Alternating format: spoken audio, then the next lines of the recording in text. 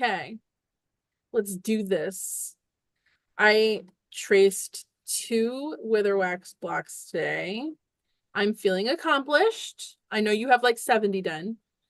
But you have no idea what a big deal it was for me to like take that leap, you know what I mean? And like, oomph. I was gonna cut out some fabric for some applique, but it's too hot for me to iron fabric.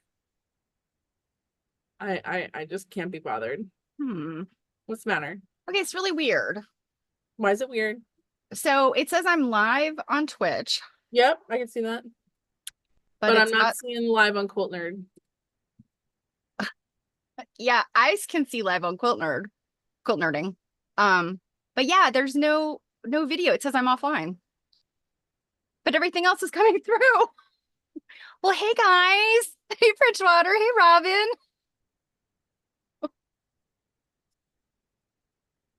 I don't know how to fix this. This is so strange. Okay, let's see. All right, let me try that. Oh, you're on. You're on. It's coming through. On Twitch? It's coming through on YouTube. Oh, I knew it was coming through on YouTube. I No, don't think honey, it's it was coming the through. other way around before. It was coming through on Twitch and not on YouTube, and now I see you on both. Okay.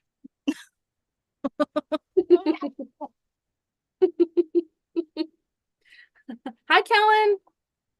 Hi, Robin. See, Robin says, I see you on both. Okay. What will we do without our beautiful Robin? Yes, thank you, Robin. You're a lifesaver every time. I wonder if it's because my Chrome is not updating. Okay, well. Uh-oh. Bridgewater says we're frozen. Where? Maybe on Twitch. Robin says that Twitch dropped. Ah. Okay, let's see.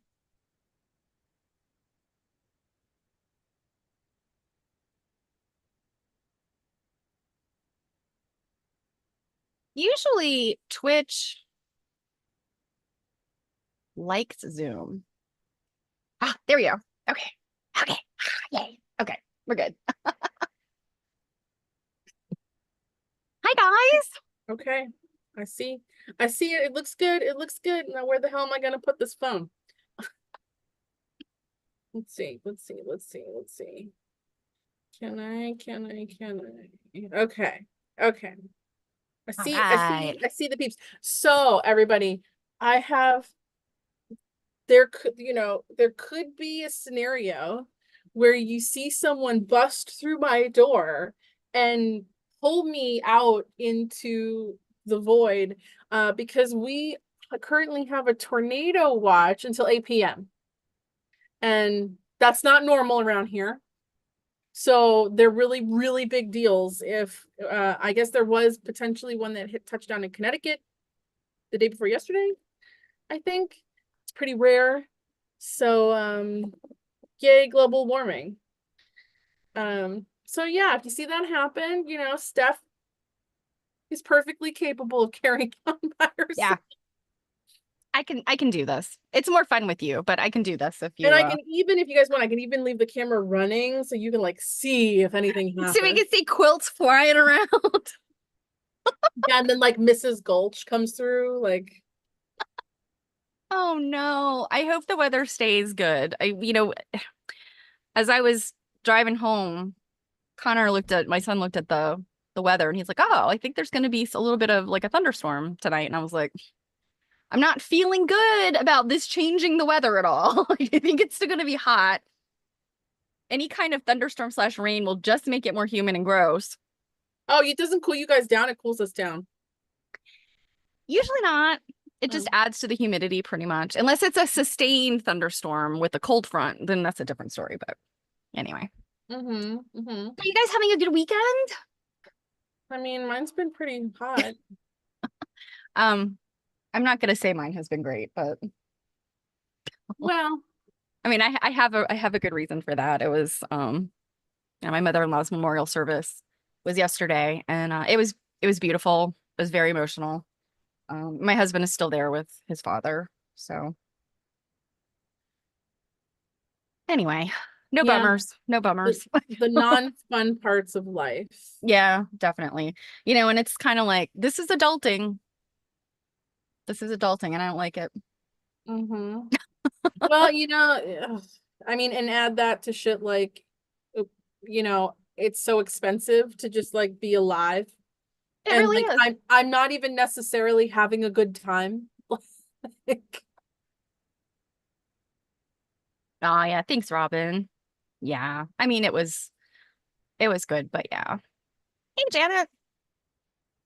um, well, that and your weekend's not over. No, it's not. Here we are on Sunday. And I have the Um, remains of a quesadilla. I'm still trying to eat.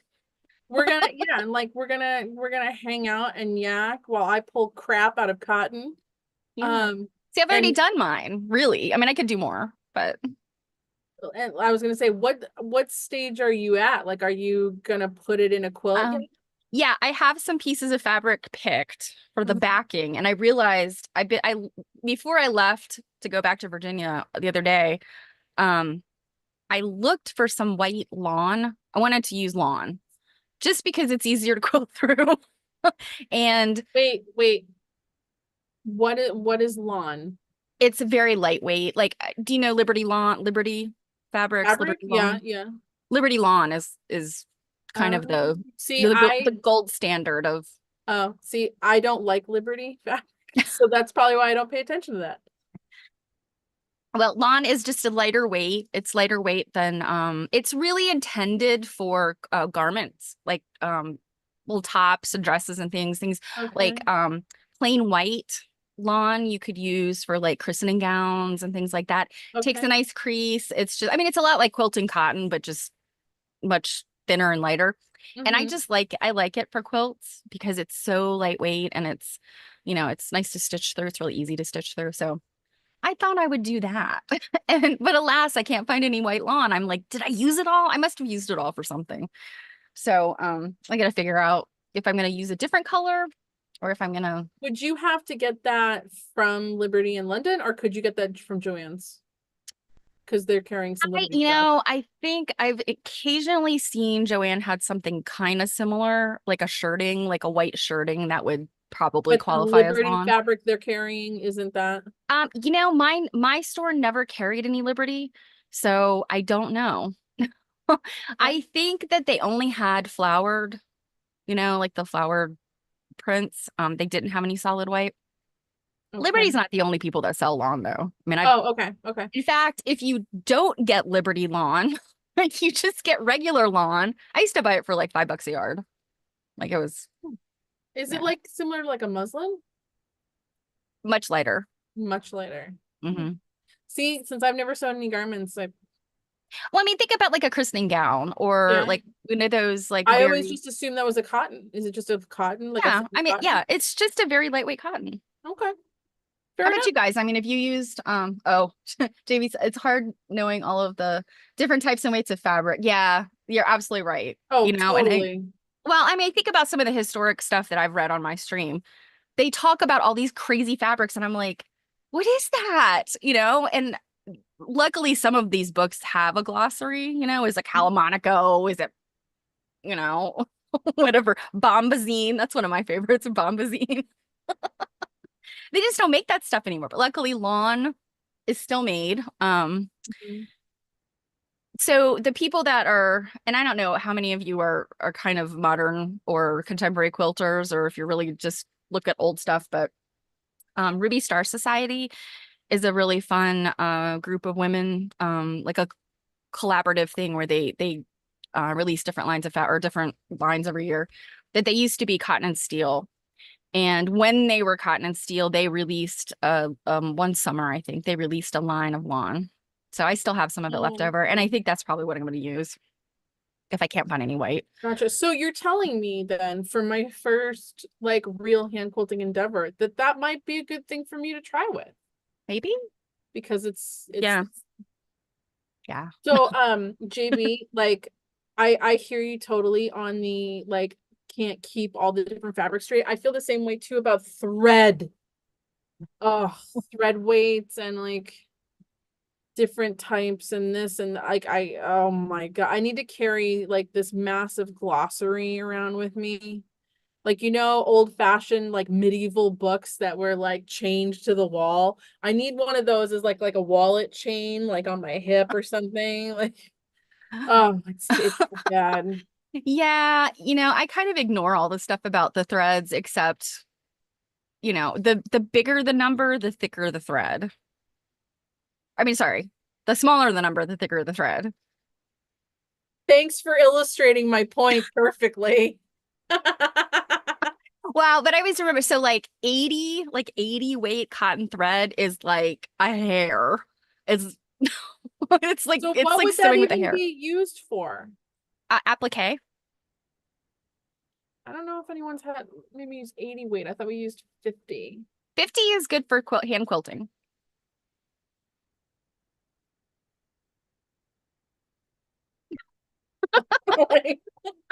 That's I all know. I have to say about that. I know. It's ridiculous. And then like when you get into it, it's so funny. So like hand embroidery and things like that. And so all this time, right? Here I am, naively thinking that everyone's just using embroidery floss.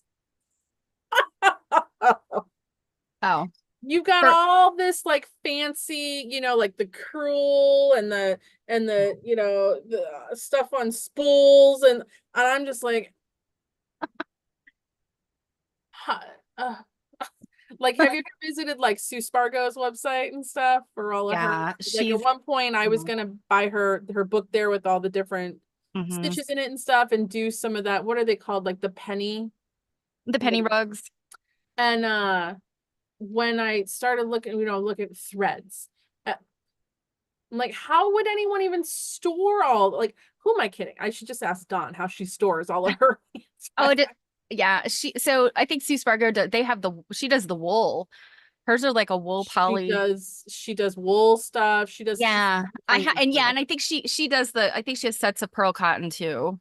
And yeah, I have two big, fairly large plastic tubs full of all kinds of, vintage, and I haven't bought anything in like volume, like I've never gone and looked at all the Sea Spargo stuff and been like, let me have one of every color because I can't afford it.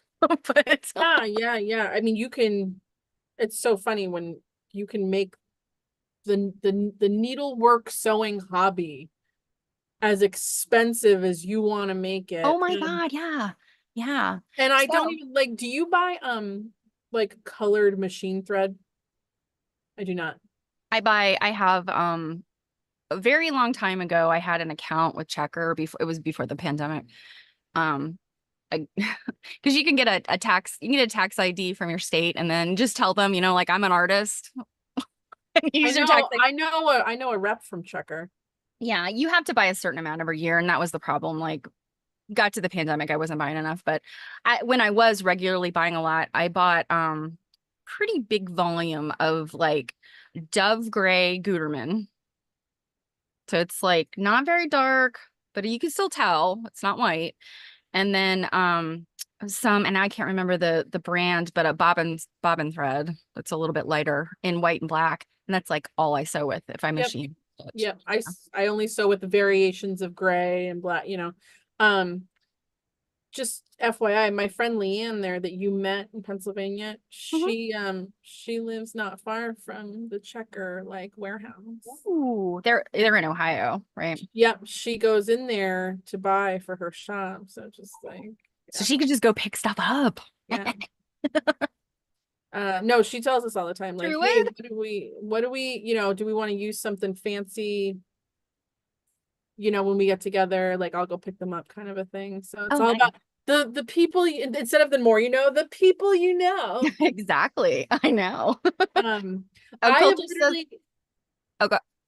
I was I gonna was gonna say, say, Quilter says I have at least 10 different types of embroidery thread, but never have the color I want. Yes. oh my God, Druid. Hi, Druid. I'm always typing that you're my tumble turd baby. So in how many minutes have we been live? About 15. That's it. That's all I've got so far with all the crud picked out of it. And You're going to be making a very tiny quilt. well, why do you think I was so excited that I got 4 wither wax blocks traced today for embroidery? To be fair though, I wasn't really finding a page where I wanted to do all 4 of them as embroidery. So and what I was doing is like I would like make like a photocopy of the page so I could tape it to my window and then draw on it. And then make notes as to like what I'm doing on this block and this block and this block. So because half of me was like, oh my God, how am I gonna like hold the book up to the window and this and that and and I don't want to rip the pages out of the book. Yeah. Oh, that would be an interesting question to ask our Mary Witherwax friends. Like, how are they? Because I'm sure like everybody's pretty much has to trace something. Well, Even the I'm people, assuming if all you of the different techniques, you still have to trace them. but if you have one of those light pads, then you can just isolate the page and trace. Yeah. But yeah, I was like, oh man, this is gonna be a pain in the butt. And I was like, Robin, that's what you're doing using a light board. yeah. Yeah, I don't have a light board. I have one of my friends that has a studio has a light board, but I don't plan on getting over there anytime soon. Yeah, you can get a little And cheap. I also didn't want to write in my book, because I'm thinking like at some point in my life I might gift it to someone. I don't want to, they're not going to be interested in all of my writing in there.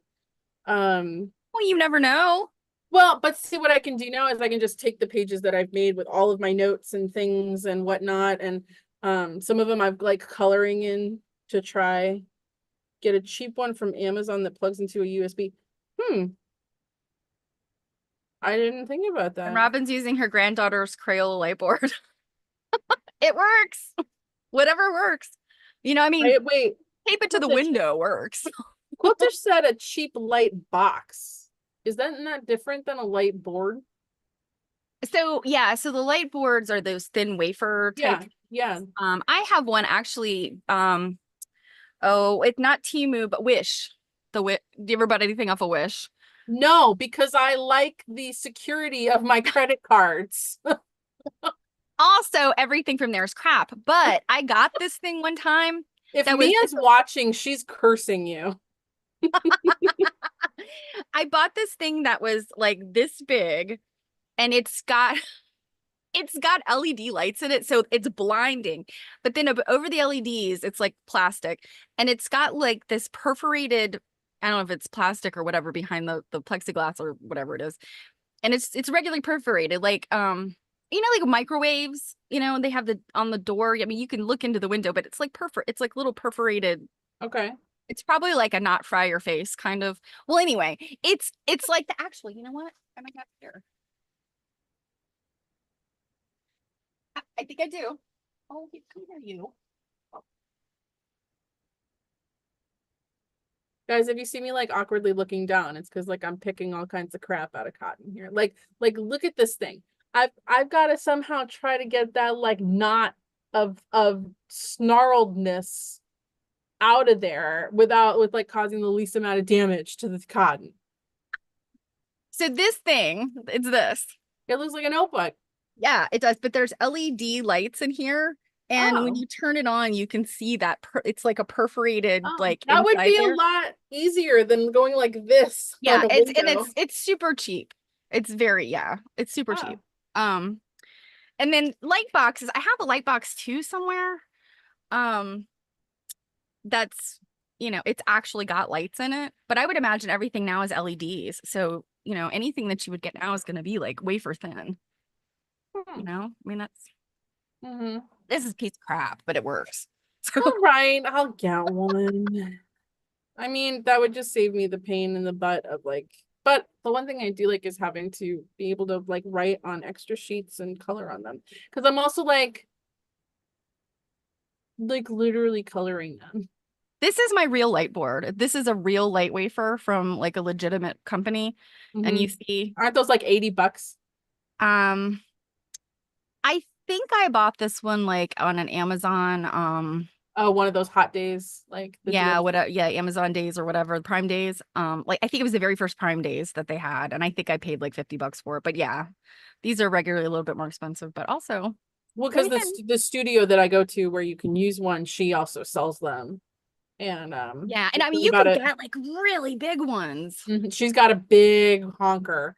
It's probably like it's the size of one of those standardized green cutting mats. What is that, like a 16 by 20 or something like that?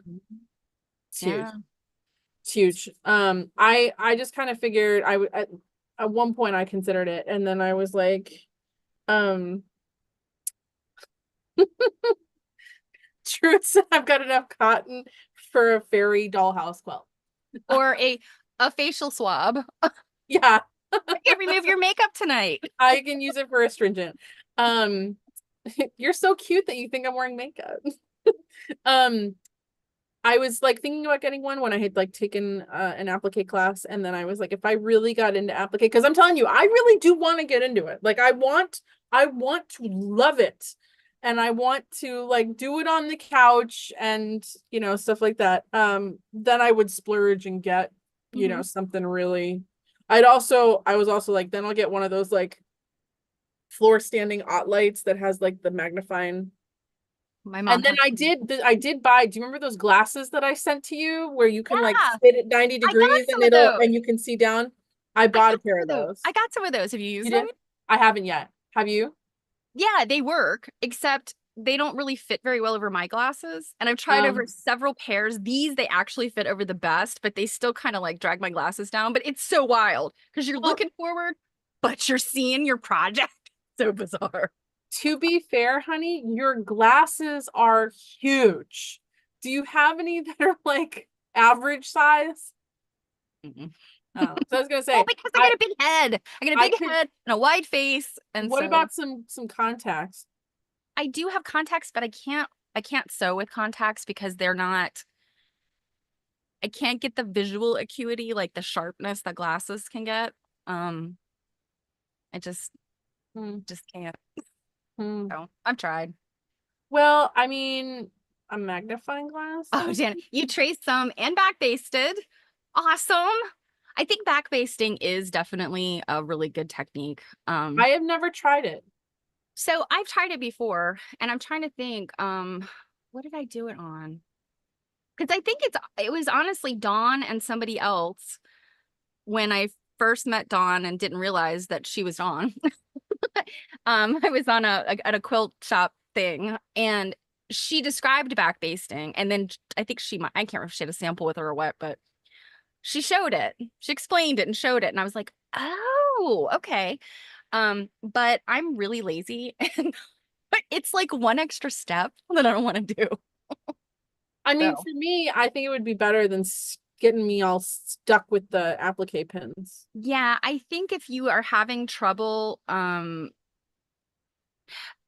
so Janet, you have to do one thing at a time and you have to figure out like how many layers. So like for instance, if you were going to do like a bud, so think like, the stem and then, the little bottom part and then like the bud part, the like color, green and red, say.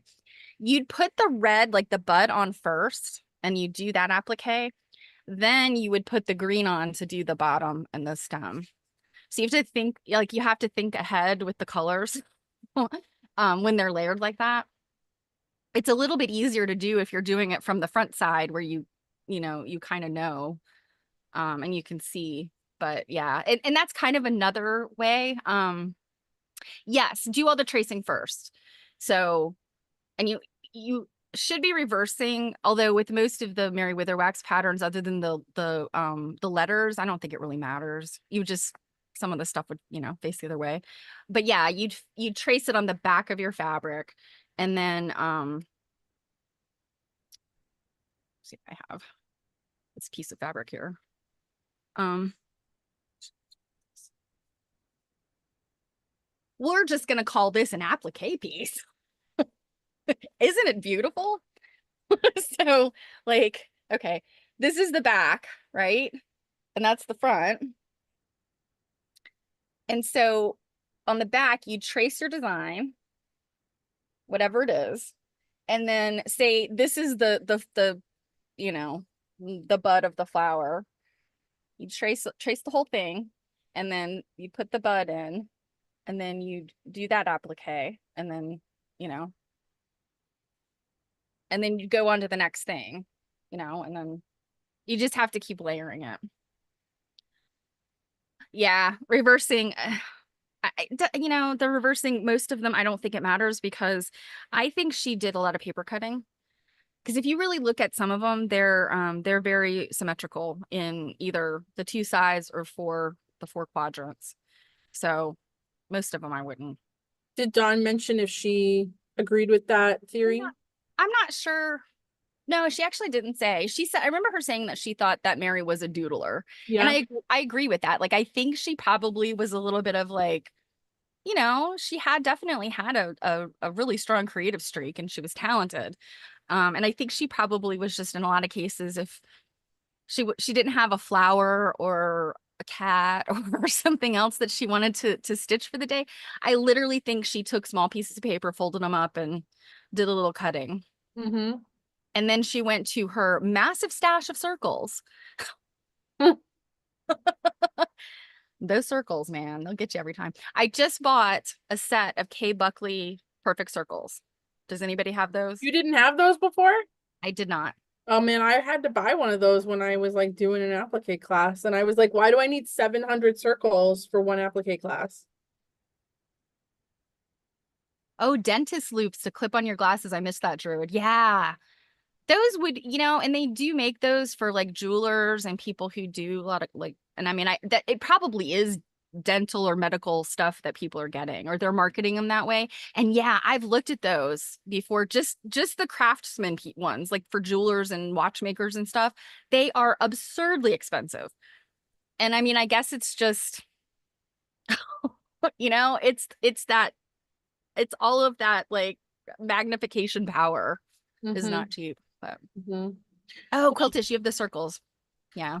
Why Yeah, don't I suspected it made life easier. why don't we go to, because believe it or not, this started as an Ask Us Anything. Oh yeah, you have questions, don't you? I do, but I have something to show first. So I'm gonna eat more of my quesadilla. go ahead. Eat. I mean, you didn't have to Sorry. announce that. It was very poorly planned tonight. So So Kellen sent us hmm. a photo um of this quilt and said hi Jill and Stephanie, I have a question regarding this quilt. I am not a quilter, so I don't know if my terms are correct. Are the shapes of the blocks, parentheses, the way they are not straight slash sort of distorted, a result of the quilting process, or did the maker piece it that way? It looks pieced that way to me, but I'm also wondering, it almost looks like there's something like lifting it up almost. Yeah, I think the way they either have it hung or it's draped, maybe. It looks like the bottom of it is kind of like on the floor. And that top there might be a little divot there. But yeah, this is either improv pieced or yeah. It I mean definitely that's looks mhm. crazy quilt inspired. Mm-hmm. Yeah. And also some of it looks like it could be like a velvet or a corduroy. Yeah, that's what that yellow kind of looks like, and maybe the Yeah, I blue mean, let too. me Yeah. zoom. Yeah, that definitely strikes me as a make do quilt, maybe. Mm-hmm. Well, If it's I old. was also wondering too, like, is it like a pillow? Like the stitching up here almost kind of looks like it's a pillow. Because like here's the back coming Mm-hmm. around. Yeah, that is a really cool quilt. I like that. But yeah, like this, like your quilting wouldn't do this. Okay, that's a feed. So that's a feed bag Yep. Mm-hmm. that's coming to the front. Yep. Yeah, so you got like the backing looks like it's back to front, Mm-hmm. but then like you have it can't all be back to front because you've got this over here. So I'm wondering like, is it a pillow that they shoved in and then brought the front, the back to the front? Yeah, I don't know. Um, It's very cool. And, it reminds me of like, the G's Ben stuff that is Mhm. very, there's some of those are really improvisational and use work clothes. And I think sometimes you get these irregular shapes, not just because they're like just, whacking and putting them in there, but because, like, you had to cut around maybe, like if it was like, say, work clothes, you had to kind of cut around stuff. So you might end up with these odd shapes. And then it's like, well, you want to use everything that's usable. So to me, that's kind of what that speaks to, but I don't know. It's also Um, some very interesting quilting. mhm, This is almost quilted. Like there's another piece there, mhm, but it's not. And then you have this quilting right here that kind of ends here with all these lines going up. And then mhm. all of this is horizontal, but then there's a piece here, like there, you know what I mean? That's interesting. I'd be curious to see the back of this, without the backing, the inside, Oh yeah, to see what yeah. the seams look like and stuff. Because Um, sometimes, like, I've noticed, like, you know, for improv and crazy quilt type things, you have them where they're literally piecing together odd shapes, or they're literally just taking a square and then piecing a circle over it and the rest of the squares underneath. mhm. And Yeah, I see what you mean. yeah, so I'm wondering if there's any of that. Like like Where did this, you like say? this blue, could this blue be one whole big patch here and that's why it's quilted like this? Oh, could be. Yeah, You know? maybe. And like Did this piece, could that be some of that here? Do Yeah, what? where did she say it came from again? Didn't say. Oh, okay. And I currently can't see the YouTube if she's commenting. Yeah, let me look at the YouTube. Oh yeah. She said thanks for the back is all feed sack. Thanks for answering my question. Um, See, that kicks off our well, ask us stuff. Janet also asked, do you know the dimensions of the quilt? Kellen, was that something that was available? To me, it looks smallish. Yeah. I don't know. I mean, again, based on those stitches and then the printing on the feed, that little piece of feed sack, it looks like it's probably on the smaller side, but Yeah, but in a photo, could be it's who wrong. knows. You never know. You never know. All right. I'm gonna stop sharing. Okay, she says she's looking now, so Okay. go ahead on with your questions, and Okay. then Kellen will get back to us with that detail if it's available. You get back to okie dokie. So, got a question here from a Robin. What is your favorite genre of books to read? Oh, that's a good question. Yeah, Are you gonna answer first? you can go first. Okay. Well, once upon a time, my favorite genre was any kind of fiction book that was good. If it came with good, if it was written by an author that I knew was a good writer, or it came with, you know, like thumbs up from somebody I know, then, I would read it. And this was back when I had time. When I was raising a child and working full time and I had more time on my hands. You were probably just better at time management back then. Well, but the thing is, like, I went through this long stretch where I didn't do a lot of creative stuff. I Okay. just because I didn't have the time, but like my downtime, like, Connor would go to bed, and instead of doing a creative project, I would read.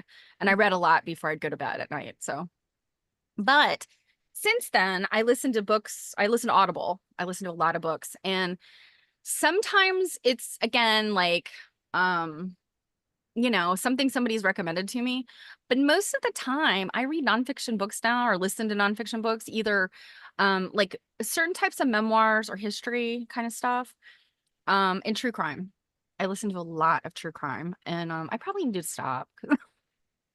I think I've gone through all the ones that were good, and now I've moved on to the like just the horrible, scary ones that I'm like, "Ooh." Oh. So It, yeah, yeah. you know, And it's if you'd asked me 15 years ago, do you think in 15 years time you will not be reading fiction? I would have been like, no, I'll never be a person who reads nonfiction that much. what's funny is I'm actually like the opposite. I used to never, ever, ever read fiction. I read Well, strict and then when you were in school, you had to read a lot of like well, I also but real also stuff. for pleasure. I've got a massive library downstairs that I really need to purge out. That's a lot of history, like medieval history. It's a lot of archaeology. It's a lot of religious studies stuff. A lot of art, religious art books, things on illuminated manuscripts and ancient, like the history of books, stuff like that. There's also some stuff that I definitely will hang on to that's a lot about like art heists and forgeries. And have you ever seen the movie Monuments Men? Mm-hmm. That's a book. Oh, I didn't realize that was a book. Yep. That's such a good movie. I've loved the movie. Yep. So there's, stuff like that that I was super into, and I just never, ever, ever, ever read fiction. So then when I was in grad school, my time there was horrendous. And when I left grad school, I left, let's see, I graduated in 2016, 15, 16. It's hard for me to remember because I actually like started in the spring semester instead of the fall because I had to delay a semester because my mother had died suddenly. So yeah, I'm all messed up. I think it's 15 or 16. But since then, I have not picked up a book like that. Like, Wow. I've Yeah. had zero desire to pick up anything like that. And then I started reading fiction and like plowing through it. And I what I started to read was my mom had the Jennifer Chiaverini books, the quilt books. Yeah, I've heard of those, but I've Yeah, never. what's the one of you, thanks, Bridgewater. One of you peeps is gonna know who the Jennifer Chiaverini books. What is it called? Something, Quilters something. I forget. There's other authors too. There's Marie Bostwick who does a series that's really cute. Sandra Dallas does some. I've read quite a few. Some of them, I think it might be Sandra. No, there is an author that does like quilt true crime. That's very. It's That's not not really. murder at the quilt show. No, it's much better. Um, yeah, The I have Quilter's one. Apprentice. That's one of the books, Bridgewater, but the series isn't it? It's like the series is called something. I forget. Anyway, Elm Creek Quilt Series. yes, Elm Creek Quilts. Yes. Um. So, by the way, for that quilt, Kellen said 1930 to 40 mixed fabric, 74 by 63 inches. Okay, it's a little bigger than I thought it was, but Yeah, it is. Um. So cool yeah. to know the So date, by the way. That's really cool to know the date yeah. or range. So yeah. So I started reading those. And there's actually an author now that does a quilting meets outlander-ish type things. It's not very good. Oh, I don't think it's. Tish, I think weren't you telling me about that one? I feel like Yeah. that might be one of the ones that Tish was She even told me did a about. line of fabric, which is great. They're plaid, but I've read the first book. I don't think it's very good. The Quilton Sassenach. Um so it's not like Outlander in that sense. It's just like it's Scotland. Okay. But yeah, it's supposed to be a little like steamy. But Jennifer Chiaverini and Marie Bostwick so far are my favorite authors in that kind of fiction. Marie Bostwick, though, her series is only like 3 or 4 books, where Jennifer Chiaverini's got like 20. Oh, wow. Okay. And they're very good. They're a very easy read. It's very easy to identify with the characters and things like that. Look, it's getting bigger. Now it's the size of a snowball. Well, I don't, it's kind of a small snowball. But yeah, so now I like to read, fiction on occasion. And obviously there was still that fire inside of me of wanting to read the nonfiction or wanting to, investigate things. Mhm. So that's kind of how how I ended up pivoting into this scenario I'm in now. And have kind of come full tilt back to nonfiction. Oh, right. Yeah, because of the stuff that we're reading, the quilt Yeah. history stuff. Yeah. So, yeah, I it's weird the way things work out. Yeah, Um, I mean I read relentlessly as a kid. I mean all the way up through college. I read constantly. And I mean mhm. if I was bored, I'd read the back of a cereal box. Like and I just, it bums me out. I don't have that much time anymore. And if I try to read before bed now, like I used to, I get one page in and I'm like so just totally knocked out. So um yeah, I need to create that eighth day where I'm going to get all the things done that I didn't get done, in the other seven, Yeah. including reading books with my eyes and not my ears. Well, the one thing I'm like, that's one reason why I was like, wow, I'm glad I got those glasses. Cause like for me, part of the problem is the posture issue. Like there's Yeah. no way to read a book with good posture. Your head is still going to, unless you got these glasses. Yeah. Well, and Um, then I realized after you told me about those glasses, and you guys, I have to show you these. Let me find a link to them. And oh, I thought you were gonna go put them on. no, they're in they're with my other glasses in the bathroom. So I just I just dumped them all in there together. But anyway, they're good for knitting, hand sewing, like any kind of thing that you're doing in your lap. Where And your head is, yeah. you're yeah. And I mean when you think about it, they talk about that like social media and people, looking at, Mhm. crafters and people who stitch and sew and knit and all that stuff. We're the same way, you know? Yeah. So what are these things called? Do you remember what they're called? I don't remember. I just saw them scrolling on Facebook one night and I immediately sent it to you and Dawn. I thought for sure Dawn was Oh, gonna here be they like, are. oh my God, I Okay. have them. Instead, she was like, oh my They call God. them lazy glasses, but I'm like, not really lazy. They're prism glasses is what the Yeah. actual title is. So let me put them in I'm gonna have to put them in both. I might have to put them in both channels. So hold on a sec. Yes, I think you would have to do that. So this is just an Amazon link so you can get an idea of what we're talking about here. Because I totally did not understand until I actually looked at them and realized like what happens but they're literally prisms. Mm-hmm. And so it's so wild. It's bizarre. And I don't know if you knew this, I found out that rock climbers, when they're belaying, they have ones that go the other way. So they can look forward and see up without having to do this. Because that can be Huh. dangerous. Like, looking up, like, so, but, they want to keep their eyes on what they're doing and looking down instead of up. So they I make ones mean, that they're reversed to what we have here. rock climbing period to me is just like, Hey, Kate. oh, Oh, true it. just I know. Kate just put him in her cart. Yeah, they're pretty neat. They truly are. Druid, I have the same problem where not even in bed, but just in general, reading makes me tired. Hmm.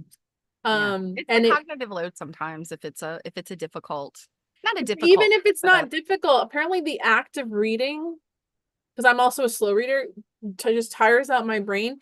And it makes me angry, especially if I'm like enjoying what I'm reading and I want to read it, and then it makes and me you're like, tired and I can't, yeah, retain very well.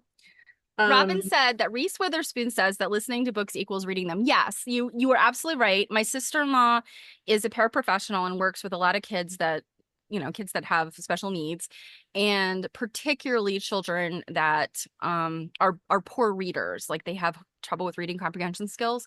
They a lot of times will recommend to parents to get them the book on, an audio recording of the book if they can, and read it with the audio recording, and that'll help kids improve their reading comprehension and and reading Interesting. abilities.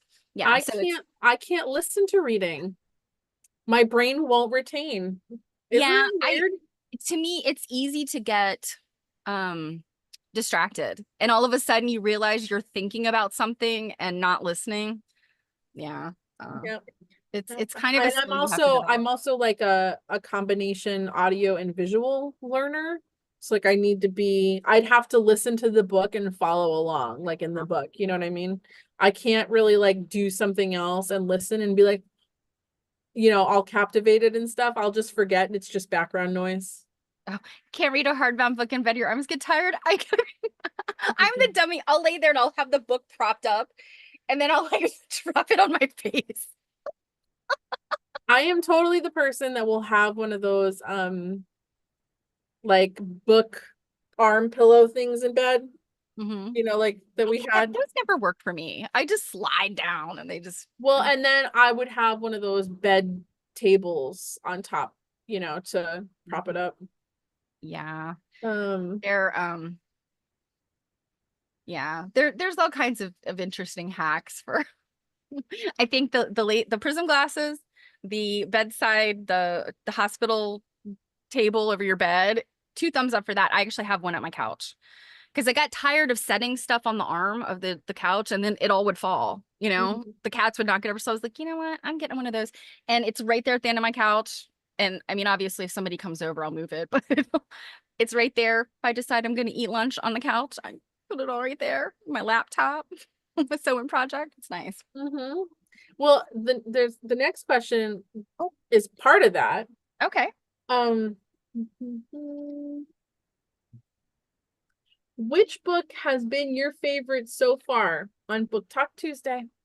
Oh, You need me to remind you of the books? um, We've actually read quite a few of them. So let me just remind I can tell everybody. you which was my least favorite. Yeah, well, I didn't ask that question now, did I? I think Um, everybody can guess what that is. okay, so books we've read: The Quilters, Women and Domestic Art, Hmm. Murder at the Quilt Shop, Ew. Mary Schaefer, American Quilt Maker, Mary Schaefer. Okay. Quilt Making in America Beyond the Myths, Hmm. Antique American Needlework Tools, Hmm. and we just finished Legacy. Okay. Wow, that's a tough one. Can you believe Because we've read that many so far? well, yeah, we've been doing this for a while. Didn't we start in like December or November or something? Yeah, it was right before the holidays, wasn't it? Or right before Christmas? Yeah, so it hasn't even been a year. Yeah, it's We've been like already gone through that many books. 6, 7 months. Yeah. Because you're hardcore. You assign multiple chapters. Would- Wait, were you thinking we were only gonna read one chapter at a time? No, but I was like, oh I man, aim for she about wants me to 20. read 30 pages this week. I I I I aim for between like 20 to 30, depending on where the chapter breaks in. The pictures and stuff, yeah. Yeah. Um, that is such a hard question because I really have enjoyed all of them. Have you all of them? Okay, here I will say one redeeming thing about Murder at the Quilt Show is the beginning part where she gives all the background on how a quilt show is kind of run. I mean, and put together. It's not like super like it's not exactly a blueprint for putting on a quilt show, but I thought it was kind of good information. I was like, this is actually the good part of the book.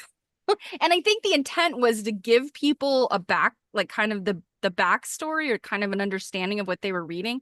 And I was like, quilters should already understand all this. And this book is never going to appeal to somebody who's not a quilter. So, Mm-hmm. but I did enjoy that part of it. So they all had redeeming qualities. I mean, I love them all for different reasons. I don't know. I don't know that I can answer the question. Yeah.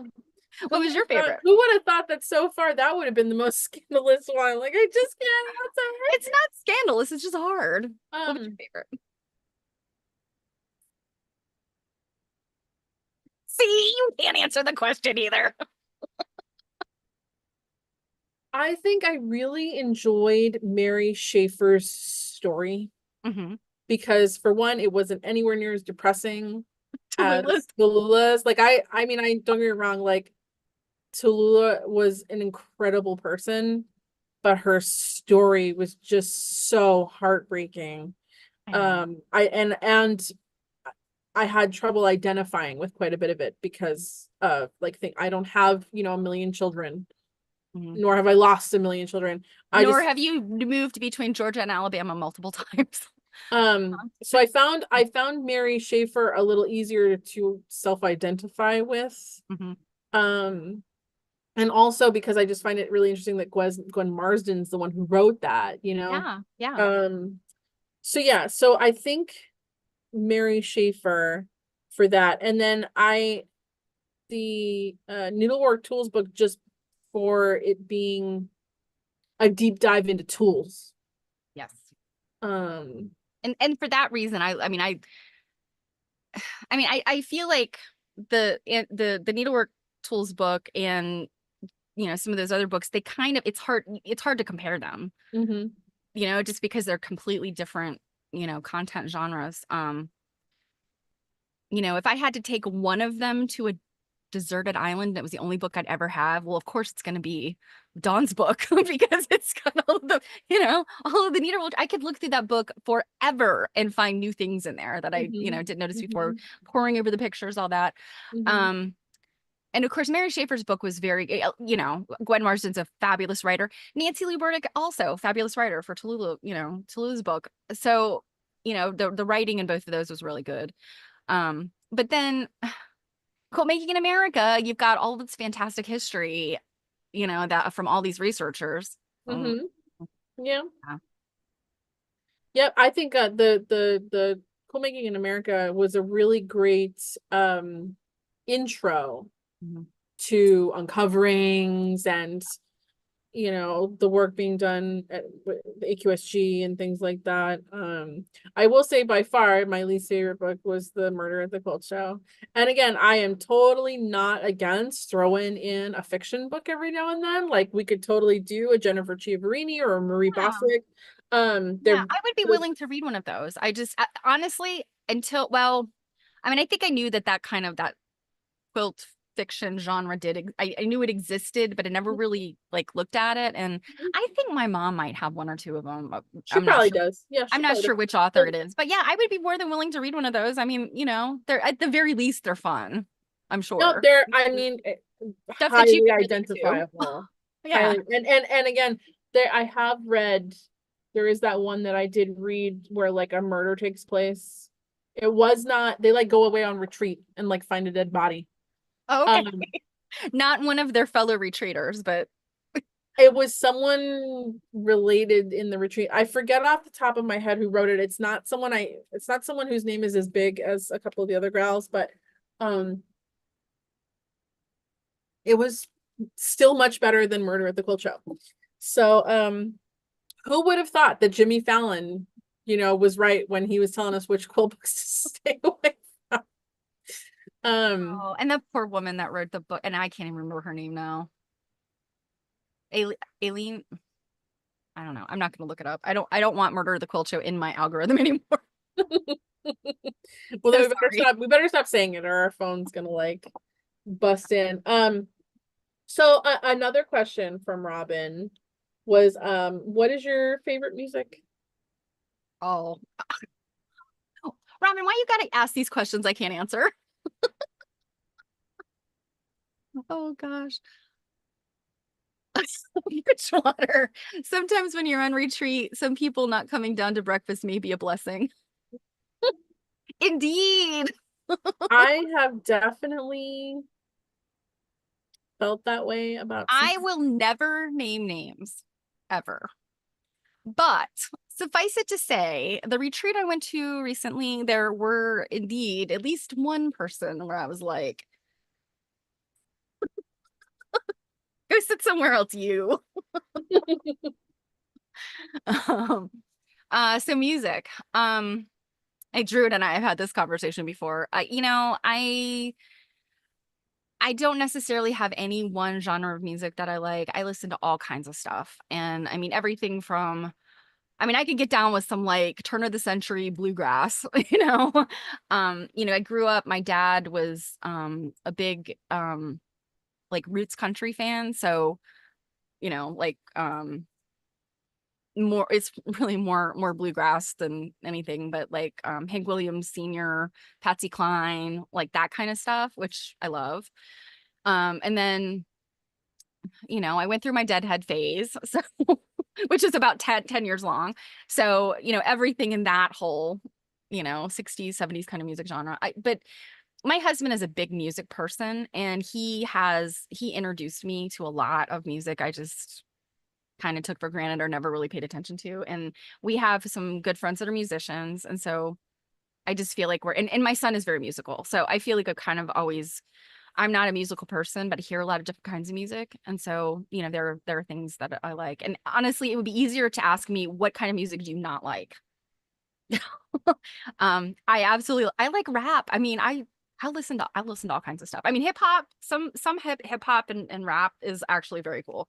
Um, I saw Public Enemy when I was in eighth grade. They My opened for they was that opened for your the first Beastie Boys. concert? No, it was not. They opened for the it was my second concert. They opened for the Beastie Boys. I've always been a Beastie Boys fan. I Oh, will I am not a Beastie Boys fan. oh live and die for the Beasties. I love them. Oh, But yes, Public Enemy opened for them. And of course, I went to the show with oh God, it's a long story, but my mom was there. We'll just leave it at that. My mother was there. And you know, as a mother now, I'm like, oh my God, I cannot believe that my mother was like, okay, I'll buy you the tickets for your birthday. We'll go. We'll take your friend. man, how old were you? I was 13. Wow, at 13, me and my girlfriends were going to concerts alone. Oh God, no, Parents were not no, my going. mother was like, mm-mm. I was at the I Capitol. mean, in hindsight, your mother was probably right because, like, Yeah, it was at the my Cap first Center. my first concert was something else. We had floor seats. My first concert was Korn and Limp Bizkit with System of a Down. Um, and then Okay. yeah, and then shortly after that, I went to oh, I don't even think it's around anymore.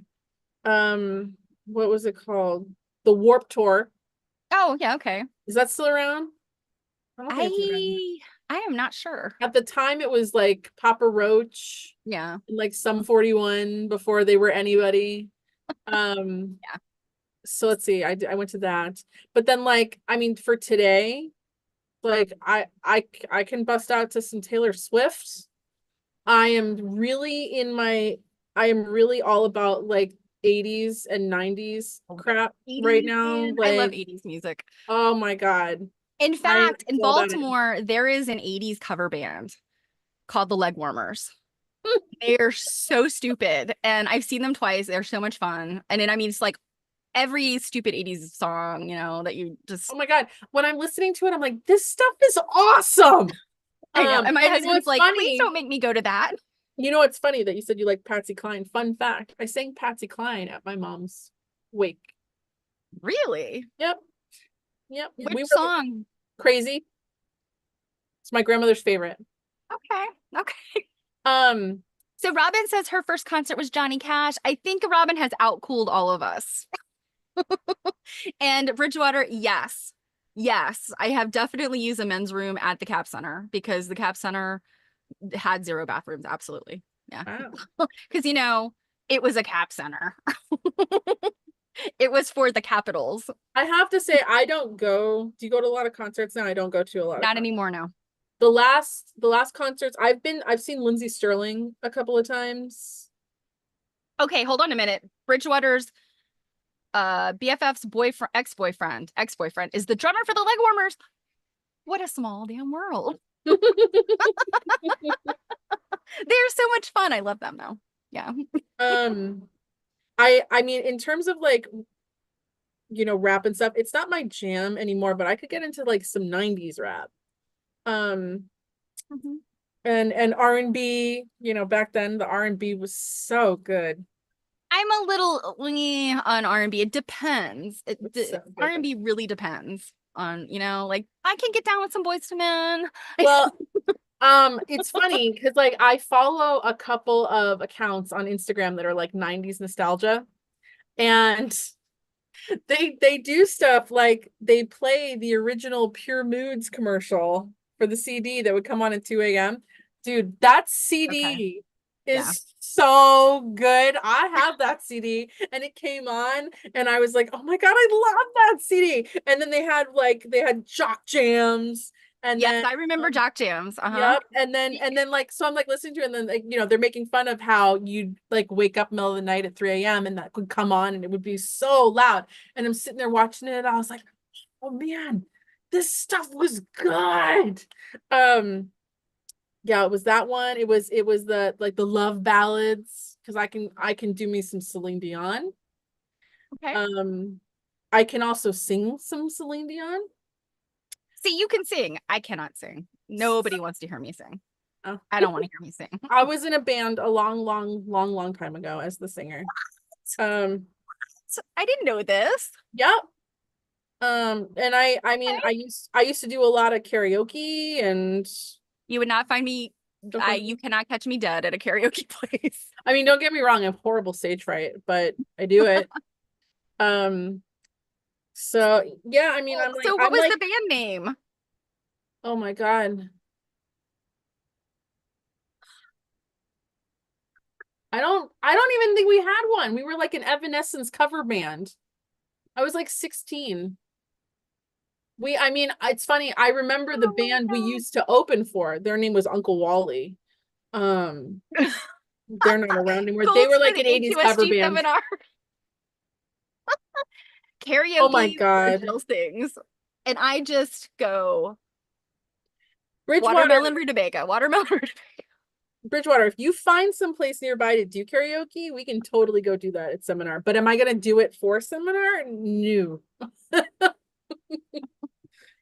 Yeah, I got forced into a group karaoke thing. It's the only time I've literally like done karaoke. And it was a work situation where I had left the company and they asked me to come back to help with something, and it was at this event.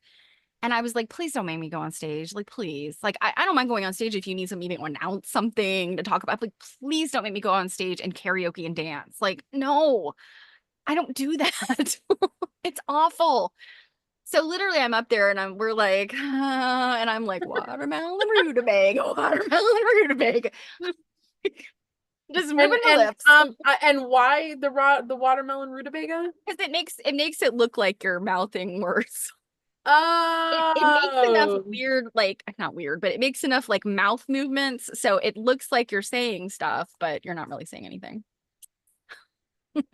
gotcha. It's a trick. So it's probably not like a legitimate trick, but it's like a extras in a movies trick where you're supposed to be having Oh, conversations, and if you really don't have anything to say, you're just like watermelon rutabaga, and they're like watermelon rutabaga. oh my God. Just a little aside, only because I'm talking to people that are probably like this. Someone just popped into the YouTube chat. Their name is 56K Connections, which, might be a little troll that has changed their name. And said, I "Don't was forget wondering. your current obsession with pure moods." We already Yeah, talked about that, honey. I was like, I think this is somebody that that knows more about you than we do. Yeah, so fun little factoid, just because you mentioned extras in a movie. Do you know the movie, like the current remake, which was a few years ago now, of Little Women? Mhm, Okay, so obviously, like they filmed most of that in Massachusetts, mhm. and there's a scene on there. I actually have not seen the movie because I am so partial to the Winona Ryder. Like Okay. I don't know that I can. But there's some scene in there where they're like at a party somewhere fancy, and my archaeology professor is an extra in the background Oh, that's cool. because he said they wanted men. He has long hair, like shoulder length long hair. They wanted men with long hair. He is also, he's never gonna watch this. So Silliman, he is also very good looking and has like a very nice smile, An I think. acceptable looking face.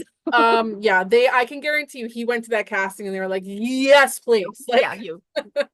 um, yeah, he like had posted about it, and I was, and he even made it into he's in the preview. Like you can see him in the preview. Oh, Yeah. wow. Okay. Yeah, just a little fun factoid. There we have someone who Wow. knows the drummer for the leg warmers. And oh, and also right now, and for the past like month, they're filming the next season of Walking Dead in Lowell, Massachusetts. Are Like, they?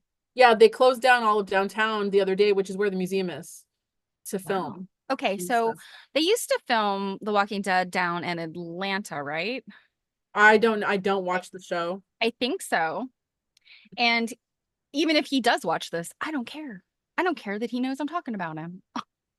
I had a boss for a while who now this person is the vice, oh no, he wasn't the vice president. He was the chief operating officer.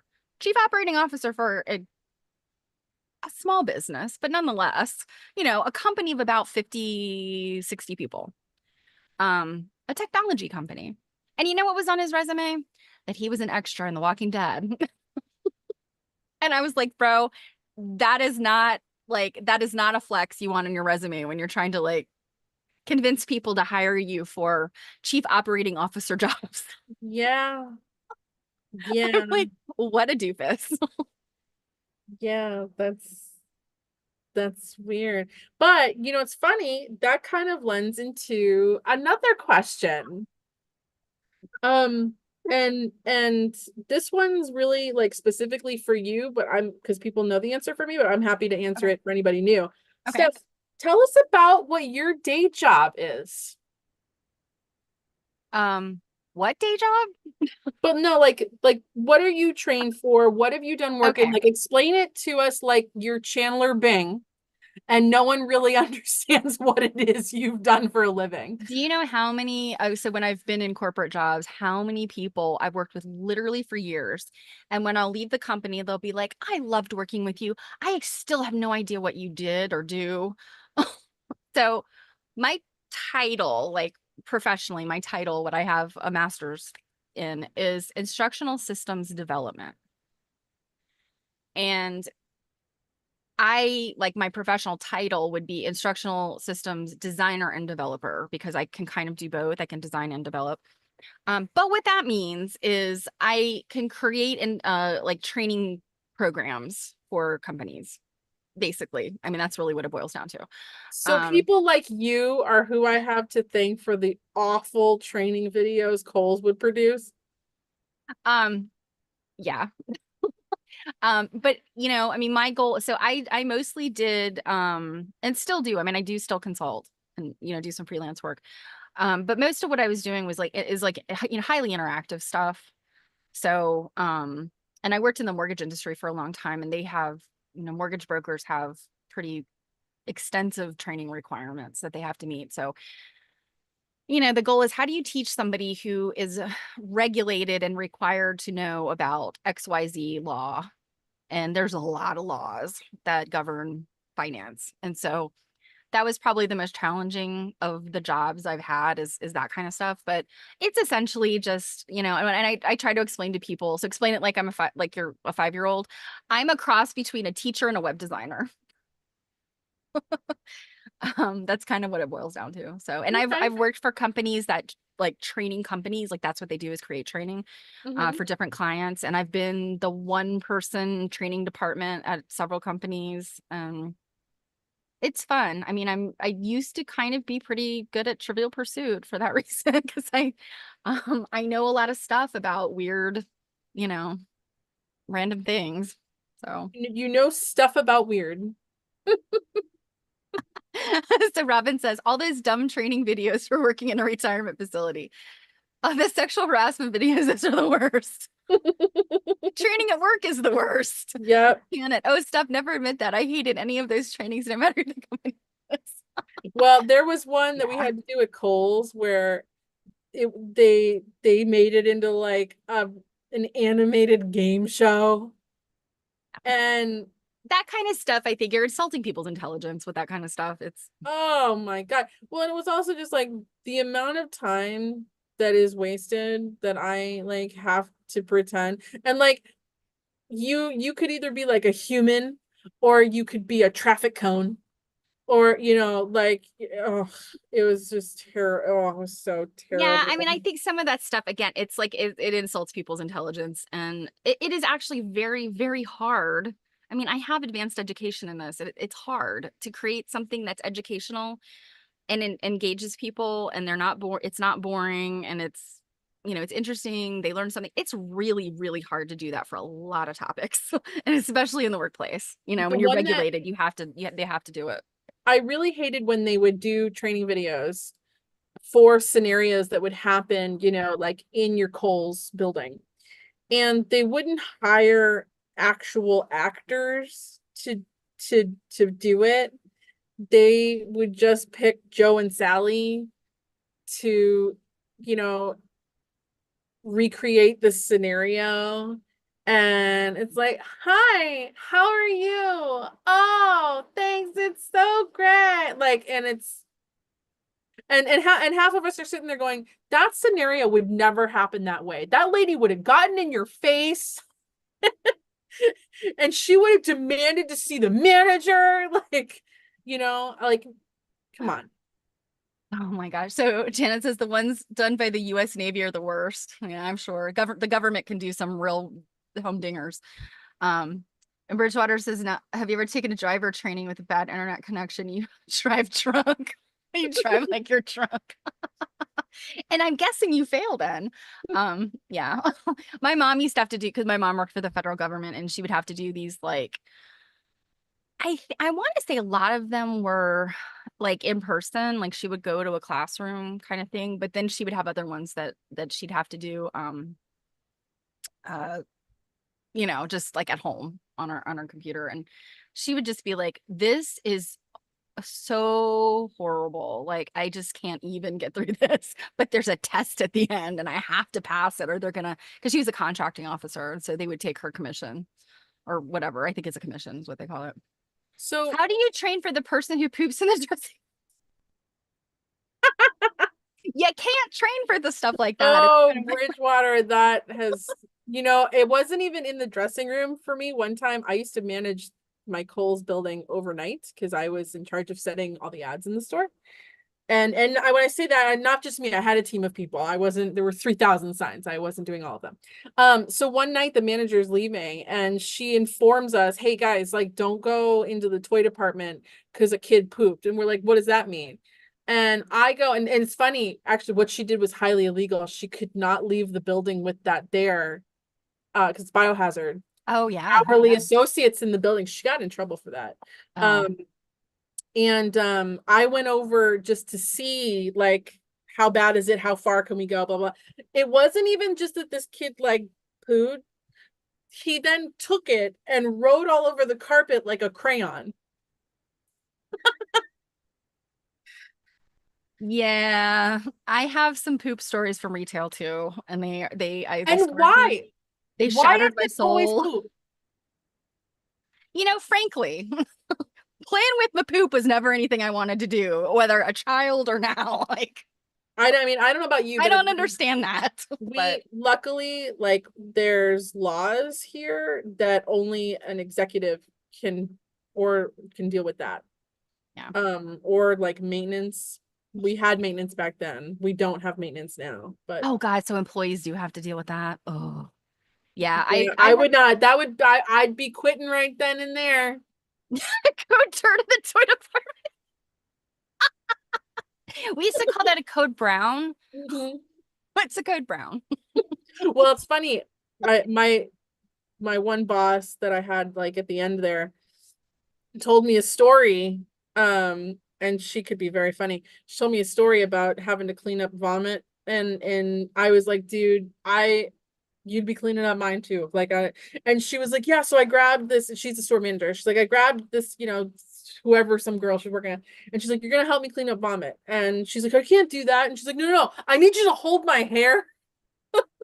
And she said, my manager at the time said, so I'm gonna close my eyes, right? And she's like, got the paper towel. She's like, am I near it? Am I near it? Like, just tell me where. Am I near it? Hold my hair. Like, she had really long hair. Oh my God. Well, while we're on, poop and retail stories, I guess so talking about jobs before I was an instructional systems designer and developer, I actually was in human resources. I was a human resources generalist for 12 years. And my first big professional full-time HR job was for Target. And was I was the store HR person for several different stores and over my career. But my very first store, I was like 24 and I moved here to Maryland, and it was me and a girl I'd gotten to be like really, really close to. And we're still good friends, but she lives on the other side of the country. I don't talk to her much, but this was like a bonding experience. So she's the manager on duty, and I'm the other manager there for the night. And I can't remember what was going on. I mean, if you've been in retail, It's in the evening and we're getting ready to close the store and somebody says, the bathroom. This is the customer. I was like, the bathroom. And I was like, oh no. I'm having like PTSD right now. Yeah. So we go in there and it's the handicap stall. So, you know, the bigger stall all the way at the end. And of course, I mean, I don't mean to gross anybody out, but you could smell it coming. You're like, you open the door and you're like, oh, what happened in here?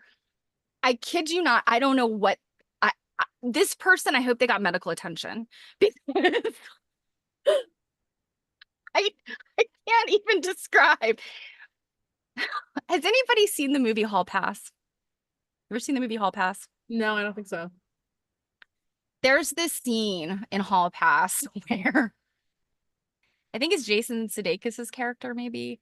And brings this woman home who I can't remember. She just stopped smoking or something, and her stomach was all messed up, and she's got allergies, and she basically sneezes, which causes her to fart, which causes this ass blast like all over his bathroom. This is what this was. And I mean, I'm like, how did you get it up that high on the wall? And so me and this is my girlfriend, right? Yes, Quilt the shark, but it like, I mean, like, oh, I can't. It's horrible. Anyway, we're both there. You know, Target, our red and khaki. But luckily it was winter, so we're both wearing we happen to be wearing red turtlenecks. So we go in turtlenecks. We had a photo processing thing still at the time in the store. They had these chemical gloves that I'm surprised you didn't get a hazmat suit. and seriously, and we went in there and we're like, what are we gonna? I was like, I'm not I mean, even with no. So we were like, if we hook up the hose, like there's a hose, you know, and there's a drain, and I'm like, no, I'm not doing this. I'm sorry, they don't pay me enough. If this was going to be part of my job duties, then Angie was the store manager, our boss. I was like, Angie can just fire me tomorrow because I'm not doing this. So then, of course, we had an overnight cleaning crew, and they came in, and we're like, I'm so sorry. We're so sorry. We tried. We don't know what to do. This is so bad. This is so terrible. And they're like, it's all right. We've dealt with this before. Don't worry. Put your nitrile gloves away and go close your store. Like, oh God, thank you. Oh my God, it was the worst. Yeah. JB has an interesting little story there for you to read on Twitch. Can you see what the bleeped word is? Oh my God. Okay, so I had an elderly volunteer at the aquarium bring up a thong to the lobster found, and he didn't know what they were. I used my pencil to take them from him and explained. He almost passed out. Oh my God, I love that. Yeah. If folks are wearing masks in the car while alone, then hazmat suits are appropriate for house blast. I totally agree. And you know what? 50-year-old me wants to tell 24-year-old me, you know what? Run, girl. Don't stay in that job at all. Yeah. Yeah. I stayed in that job for like 3 more years. We've dealt with this before. Yeah, when, why, how, I know. It was a cleaning crew. I mean, you know, the housekeeping cleaning crew, like those folks, you're doing God's work. Yeah, and people are disgusting. Like literally, like I'm gonna tell you right now, like it's never happened to me. And obviously, like shit happens. It sure does. But like if for some reason my body literally combusted in the stall, I would be like asking for the manager and saying, could you bring me cleaning equipment to take care of this? You know what I mean? Because it's one of those like, yep, it's humiliating and things happen to people. But like yeah, to I mean, we all have bodily functions. Yeah. I mean, and I think like how embarrassing might it be, like if you crapped your pants or something, but yeah, it's something else. I mean, I have totally done that in the middle of a mall during lunch. You know, like yeah, it, it was on my birthday. Like, you know, like it, yeah, okay. So Maybe we should move on. Did you think when you showed up you'd be stitching and bitching and talking about Ask Blast? Well, you know what's funny is, remember, you were the one that was scared when I was like, oh my God, ask us anything, huh? And you were the one that was nervous, and I'm Tell me sorry, the you're most the one that told the ass blast story. Tell me the most disgusting story that's ever happened to you in your entire life. It involved Ass Blast. See, we are not for everyone, but if No. you're here, if you're still here, you're good friends. Well, and honestly, And so like, on that vein, what's the next question that is totally related to that? well, I was just gonna say, like, the one thing to consider though is we are actually also being very PG right now. It in person, the stories can get a whole lot worse. They So, can. um, so let me see here. Oh, Robin also asked, and this one I really wasn't expecting. Okay. How do you take your tea? Oh, okay. Iced. That it? Yeah, iced, no sugar. Wow, really spilled your guts on that one, huh? Yeah, and I mean, you know, if lemon's available, I'll take lemon. Yeah, I probably like nobody. I don't fit in with anybody when it comes to tea. Southerners are like, no sugar, honey, like none.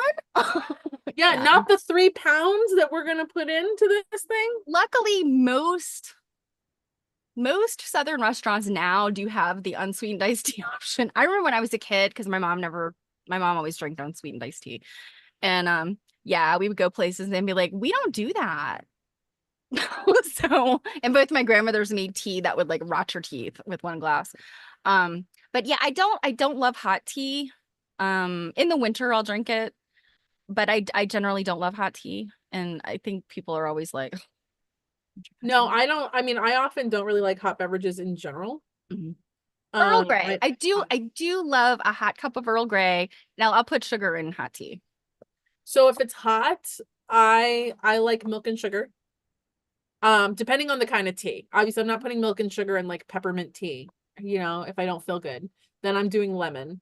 If it's iced, it's like a lemon and maybe like one packet of like a sweetener, depending on the tea again. If it's like a tea that's already sweet, then no. What? Robin had one last zinger. Got a call at the retirement home, walked in to find a couple naked, one on the floor, one on the bed. Poop all over the sheets and them. Oh my Lord. Well, kudos to old people for doing whatever it is they were doing, assuming it was consensual and they had a good time. But would not want to have to deal with that. I would have been like, look, old people, roll over there in the corner. I'm gonna hose you down.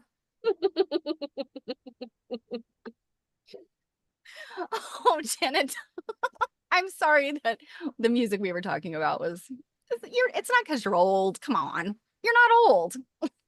I was gonna say, Janet, like we were talking about like busting out to the 80s. Robin mentioned Johnny Cash. We were talking about Patsy Cline. Like you have to know who. But not everybody likes those artists. So Sure, but I was say like you have to know but I'm who glad some you didn't people leave. are. Um, And I'm glad you stuck around for the poop. yeah, that's about the most important part of the evening. Um, All right. Let's will see. everybody come back if we do another one of these, as long as we can promise that there's going to be poop stories? I mean, at the end of the day, most people find that funny. All right, let's see if we can like turn this train wreck around. What are your favorite things to collect?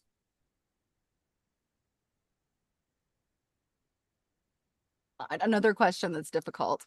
I was gonna say, what are you gonna, why are you laughing? What are you gonna say, poop? Like, No, it's like, it'd probably be like, oh, what do I not want to collect? wait, for things to collect, is it used thongs from the lost and found? No. It involves no underwear from the lost and found. I would say probably like, I don't know, what's my most complete collection of anything? I like to find cool things in multiples, right? So I mean, I have like what you would call small collections of a bazillion things, but I mean, needlework tools is my thing right now. Like a variety of needlework tools. I've begun collecting a little bit of antique fabric, which is challenging because it's expensive. Are you There's just collecting that just to collect it, or with the intent that maybe you'd use it to repair? maybe at one point in the future use it to repair. My mom has started collecting with the intent for repairs, but I honestly, well, I mean, I guess I can show everybody what I recently got. I bought this as a Victorian cheater print. So probably what 1880s maybe. Mm-hmm. Mm-hmm. Um, and so this is kind of my new little thing. I've got a few things. And I'm really into these cheater prints because I literally have only known for about a year that cheater prints, and if you don't know what a cheater print is, basically a fabric that is printed like quilting. Mm-hmm. Or it could be cross stitch. Like there's also cheater cross stitch, but made to look like some type of crafting was going on, and it's not. It's just printed. That I always thought those were like a modern thing. You've always seen like the from the 60s and the 70s, there were those like, really wild cheater prints, and I have some that are like sunbonnet Sue cheater, cheater cloth. Well, then I found out that, I mean, in the 1800s, I think one of the quilt gurus that we know went to her quilt turning, and she had a quilt. I want to say it was probably 1875 maybe. I think it was Mm-hmm. dated. So, she had a definite date on it. And it had it looked like log cabins, little, like maybe, I don't know, maybe they were like 1 or 2 inches, like Mm-hmm. that looked like little log cabins on the back. And I was like, what is this? And then I started to do a little research and I found out that there's all kinds of stuff like this. And it's just rarer than what you would find now. So I guess that's kind of what I would say, like I'm trying to collect. Mm-hmm. And quilts, of course. Mm-hmm. It's Senbonetsu stuff, as you can see. I was gonna say that question should have been so easy for you. And Dutch shoes. Did you see my new one? No. Wow, that's It's a, huge. it's a McCoy planter. Oh, okay. I was gonna say, good Lord, you gonna turn it into a pincushion? No, no, might actually You gonna plant wear it? like a cactus or something that I won't kill immediately. I'm gonna say Or some cotton. I have killed a cactus. I have to. But I'm thinking if I plant it with something and keep it like on my desk where I have to look at it all the time, maybe it'll survive. So, making me laugh too hard.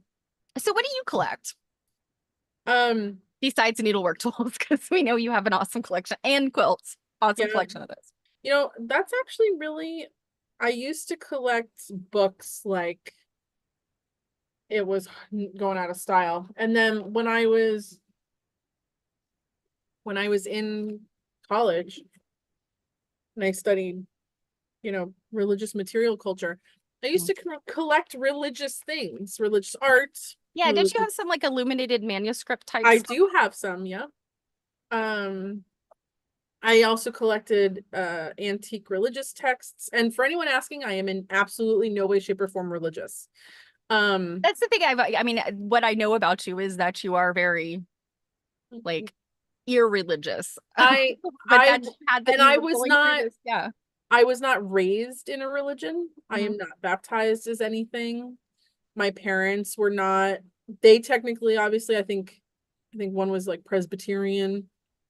The other might have been like Episcopal, I forget. But they never discussed it. It was never anything. So I probably started studying religion as a humanities perspective, not divinity school. Because I was purely subjective to the material. Mhm. So yeah, so I used to collect antique religious texts. Um, I really enjoyed religious art. Um, and other interested, like I have like an exorcism kit. I think I knew that. I think I Um, remember you telling me that. yeah, like I found those items fascinating. I don't collect those things anymore. I will probably offload quite a lot of them. Yeah, I know you said you were Um, thinking about selling some of them. Yep. Well, for one, I in terms of like display space, I don't really have like there's a couple of the religious art pieces that I'll keep just because they're interesting.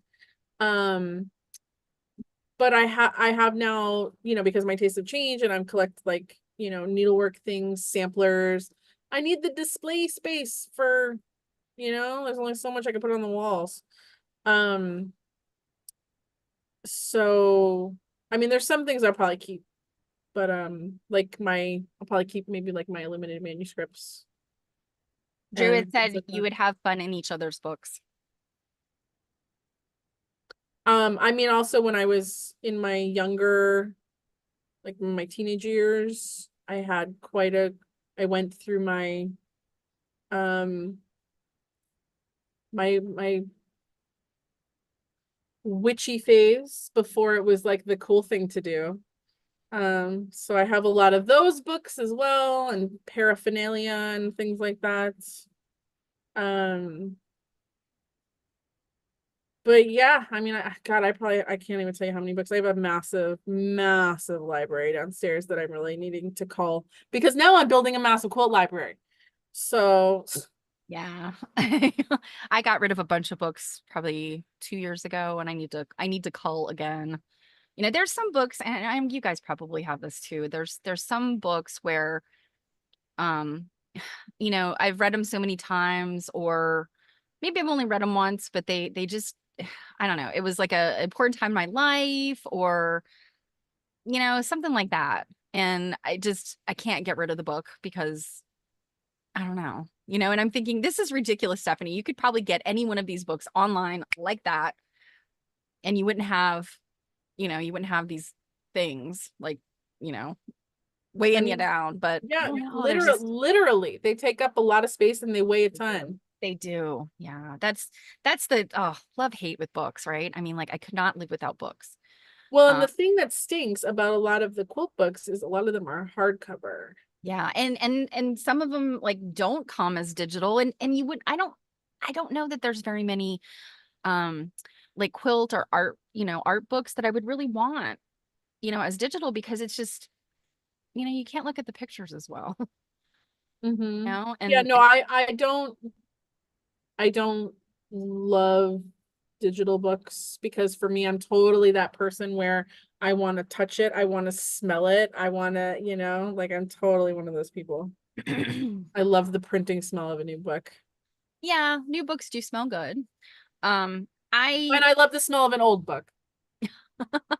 you do know they make that old I books. don't want to smell like an old musty book. Yeah, I think they also make a candle too, old book. Oh, yes. It doesn't smell anything like an old book to me. I've never smelled it. Um, but yeah, I think so. If I'm gonna read something that's just like popular fiction, or like one of the Quilts novels, Mm-hmm. whatever these whatever they Jennifer are, Chiaverini. yeah, Yeah. detective books or whatever, that kind of stuff I will always do virtual, because digital, because it's the kind of thing I'll read once, and it is just taking up space on the bookshelf. That's a lot of what I got rid of, is stuff from like the 90s, early 2000s, that I had bought the books. Yeah. And I'm like, I will, it was a great book, but I'll probably never read it again. So, those kind of things to me are easier just to listen to on Audible, or get it as a Kindle, a digital book. Mm-hmm. Um, but yeah, I do understand the joy of holding a book in your hands. But Yeah. Um, what is a craft that you wish you were adept at, but probably won't ever try? oh wow. Hmm. I've tried a lot of crafts. And some of them I'm just really bad at. Um, Well, I mean, it can be something you're just also bad at too, that you wish you were good at. yeah. I mean, so I would say something like clay or wood or glass, like that kind of stuff, because I have sort of tried my hands at some of those things, and um Like I took a ceramic or not a ceramics class, but like a hand building class at a local clay works kind of place. And hand building's kind of fun. On the wheel, though, oh wow, that's hard. I did come out with a little bowl that was cute, and I to this day have no idea what happened to it. I You're probably collected gonna it. find it in your mom's house. Well, now no, it's I mean it's just been within the past few years. I collected it from the Oh. place after it was fired, and we glazed and fired, and then I brought it home. And I was actually thinking about it recently. I'm like, what happened to that bowl? I guarantee you, either my husband or my son broke it and like hid the pieces. Oh. But it would probably be something like that. And I think some of those crafts are fun to try and take classes in. And you realize immediately like what a beginner you are. But I think there's some things where people just catch the bug, and I think that was that way when I was very young with sewing. It was like I just caught the bug and I wanted, I recognized even when I was fairly young, like what I am sewing is utter garbage. I'm really bad at this, but my mom's really good, so it must be that if you practice a lot, you'll get better. So, Mhm. and I think that if you go into some types of arts and crafts with that in mind, you'll find the thing that you catch the bug on, and you'll just keep doing it, even if you're bad at first. But I would say things like, yeah, ceramics and probably glass too. I took for one of my last credits in college, I took a glass casting class. So it wasn't glass blowing, but where you take crushed glass and you build forms with it and fuse glass and all that kind of stuff. It still uses a kiln. It was during the summer of 1995 when Virginia had a 20-day stretch of weather, just like we're all having. Mhm. And I was in a glass foundry. Like, what was I thinking? I passed out on the first day of class. Wow. Um, but that's very intensive work. And Mhm. so that's something that I just admire, glass artists and ceramics artists so much. But I think those are two things that I wish I could make, because I think about um things that I think would be really cool to make out of clay, and have as a Mhm. ceramic item, but I know that's never going to happen. So I guess that would be my answer. And you? My answer would be lace Applique? making. No, lace making, like with the pillow and the Oh, 72,000 bobbins. yeah, that's one too. Yes. And it's funny, I took I was it was a long-term freelance job I had year before last. And so it ended up being like 8 or 9 months that I was working on it with two other people. And my one coworker, her mom is a bobbin lace teacher. And I don't know how she and I were talking about something, and she's like, "Oh my God, my mom's a lace teacher. You need to come to you need to come to Switzerland to her workshop that she does." And I'm like, no. Yeah, that is so amazing. And the little bobbins are so cute, they look like little baseball bats. And but yeah, that's not something that I ever see myself doing. I can't for the life of me figure out how they can focus on Well, a what lot of it's doing yeah, where. those some of those older women that and I mean, because there's a whole bunch of different lace making traditions. There's like Belgian, English, French, Irish, like all of them. But the old elderly women that have been doing it for a very long time. I mean, you can there's YouTube videos, and they're not even Yep. looking. They're not even looking. They're just like there's only two moves. It's cross or cross. It's only two moves. But they go to I mean, you know what I'm talking about. They go to town. It's crazy. Yeah, I had recent not like um posted or shared a video onto the Quilt Nerding Instagram of a woman, a reel of You an know older what? I think, woman. yeah, now that I think about it, I think that's what I saw recently was when you Yeah, posted. It was, numerous people shared it. Yeah. yeah, Um, and that's muscle memory, right? That's like, Look, it's getting bigger. hey, that's pretty good. That's a good amount. Yeah, and you know what's funny is like all of this like crap looks like bees, like in like spider webs or something. Like, what am I even supposed to do with all that? Here's mine. Um, Well, what you can do with those seeds is you can clean them further and then you compress them to get cottonseed oil. I won't be doing that. So I guess you're going to be growing cotton and I'm going to be doing cottonseed oil. Oh, are you really going to do cottonseed oil? Oh. I think you have to have a lot of them to do cottonseed oil, but Do you want me um to ship these back to you? no, that's okay. You're welcome to keep them. Tish, we're working on pulling the seeds out of cotton because we're making our own batting. And I've already got several sheets of my own batting made for a small quilt, but I'm cleaning more cotton just in solidarity with Jill because she's been procrastinating. Yeah, so Quiltish, if you weren't around for the announcement of this, is like, this is one of the experimental archaeology things that we were doing. And I mean, to be fair, I got kind of voluntold for this one, but Steph decided to get this cotton to do this, and I said I would do it too. And there is a video, an old video, I don't know if it's still up there based on how long Twitch runs, but of her and I that we did a pop-up when we were in Pennsylvania together. And I was just helping her clean some of her cotton because I didn't have any with me.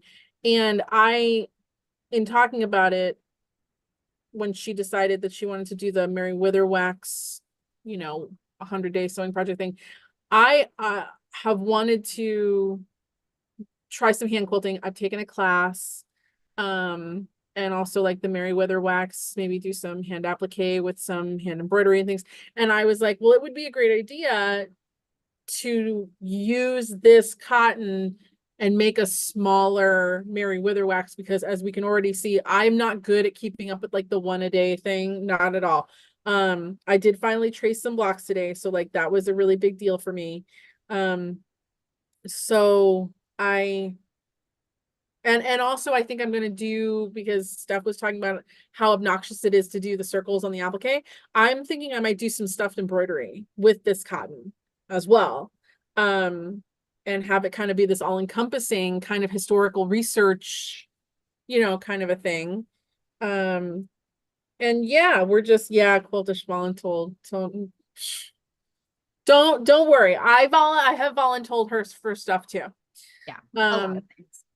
and the stuff I voluntold her for is far more annoying because it includes far more people. Yeah, it's committees and things. I'm like, how did I end up on this committee? Oh, it Yeah. was Jill, wasn't it? It was Jill's fault. Um, and it's funny because you don't have to say which committee, but we were talking about one of the committees, and you're like, yeah, I don't even really know that I'm like qualified to blah blah blah blah. It's the instructional design stuff, which is why you're qualified, because you know how to make some things. I do know how to Um, make things. but it's funny, speaking of AQSG, that's actually the last question here. Okay. Is something memorable from your first seminar last year in Louisville? Oh wow. Oh gosh. Uh It there doesn't were have to be lots. like the most memorable, Yeah, I but mean there was lots of memorable things. because I mean that's also the seminar that you first gave a Yeah. study center. I would say my study center, of course, doing that was like a big deal for me. But I would have to say it was some of the people that I met. Some of them were quilt nerds. I was really excited to meet them in person. I had been talking to Mary Kay Waldvogel for a while, and I finally met her in person. Um, yeah, and there was a few other people. Mia, met Mia, Mhm. Jody. I mean, just some of the people that I followed them or I'd seen them online, and I just hadn't met them in person. So I think for me, one of the most memorable was Laurel Horton's speech. it was good. Yeah. Yeah, your homegirl over there was crying. So Yeah. Maybe a little give you the feels. Gives you the it feels was a it little bit. was a good one. It was good. She had her family in attendance. Like, Yeah, like her um, grandkids were there. I was like, oh my yeah. God. I mean, it was also just it was a really good speech. I forget. Does that one's online, isn't it?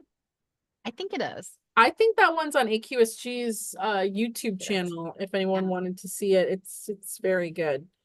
Um, Kate, what are you waiting for? I will tell you one thing. Oh, I shouldn't probably say this out loud.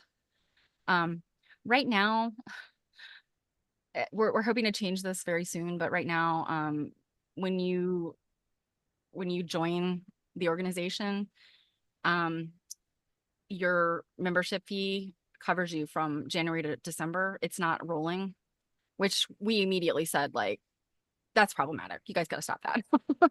Um, so if you were to sign up like today, you would only get 6 months of membership out of one year's membership. We are changing that, so. It just won't. Oh, you've joined. Okay. You signed up for seminar. Okay. Oh my gosh. So that means you're going to be there. And Kellen, Kellen, are you going to be there? I think you said you were going to go. Hey, were you the one saying that you wanted to go to Brimfield before seminar? I feel like that might have been you. Me? No, Kate. Oh, okay. I was like, are you talking to me? No, I know somebody said to me that they wanted to stop at Brimfield before seminar, but they need coaching. And yes, okay, it was Kate. Yeah. So Kate, Kate and I are gonna chat about going to Brimfield on Tuesday. Well, technically, Kate, if you can, you want to come on Monday for the Sturbridge show first. But I will be attending that, and I'll be attending Brimfield. And yes, Kellen said. So So yeah, it's gonna be new friends to yeah, see. Yeah. And I don't know if some of the quilt nerds are gonna go again. I don't know if Kathy's gonna go. I'm sure Molly is. yes, Molly's going. I think Kathy's going. We know, I mean, obviously Mary's going. Yeah, she's doing a study center. She better be. Yeah, like, um, and Kellen is going to your seminar, your study center stuff. Thank you. I You're one of two people that I know have signed up. Goodness, you have more than two people in your study center. I don't know numbers yet, so You have more than two people. Um, and guys, I get to be her Vanna White for her study center. Brimfield's before seminar, right? Yes. Well, technically it's before slash during. So Okay, so they're kind of unless if you're going to seminar and you're going to do tours on Wednesday, then you can only go to Brimfield on Tuesday. And then you'd have to drive down, Tuesday night, which is what I'm doing. If you're not coming to seminar till Thursday or Friday, then you could go to Brimfield Wednesday, Thursday, whatever. I have a tour on Wednesday. So, and I'm also Stephanie and I are both on the seminar committee. And I'm in charge of the vendors. It should be hilarious with the two of you. I mean, it won't be boring. No, and better yet, you guys, there's people that you have not met yet who are also something else. No, it definitely won't be boring. And I have been helping Steph find Sue's and things. This has been more than a year, really. Yeah, well, I mean, technically, Her collection's kind of exploded. yeah, my collection's exploded in the past year, but I mean, I did already have a number of Sunbonnet 2 items. But yeah, it really has ramped up this year. Yeah. And that's the one, it's like the double-edged sword of researching something that has, material culture, researching something that has tangible goods associated with it, because you see things and you're like, I need this for my research. Like, I have to have it in my hands. I have to look at it. I want to show people it. Speaking of research, one thing to mention, for anyone who's coming anywhere, if you are potentially planning on stopping at Brimfield before you go down to seminar, for one, on Monday is the Sturbridge show, which is a textile show. It's great. I highly recommend going. It's very big and it's indoors. Tuesday opens Brimfield, which is massive. You can't see it all in one day. It's not physically possible. It's outside. But one thing I would remind you, if you were even able to maybe do a day ahead of that, is next door where the Sturbridge show is, that's Sturbridge, Massachusetts, which has Old Sturbridge Village, which is a living history museum. Yeah. That Lynn Bassett used to be their curator.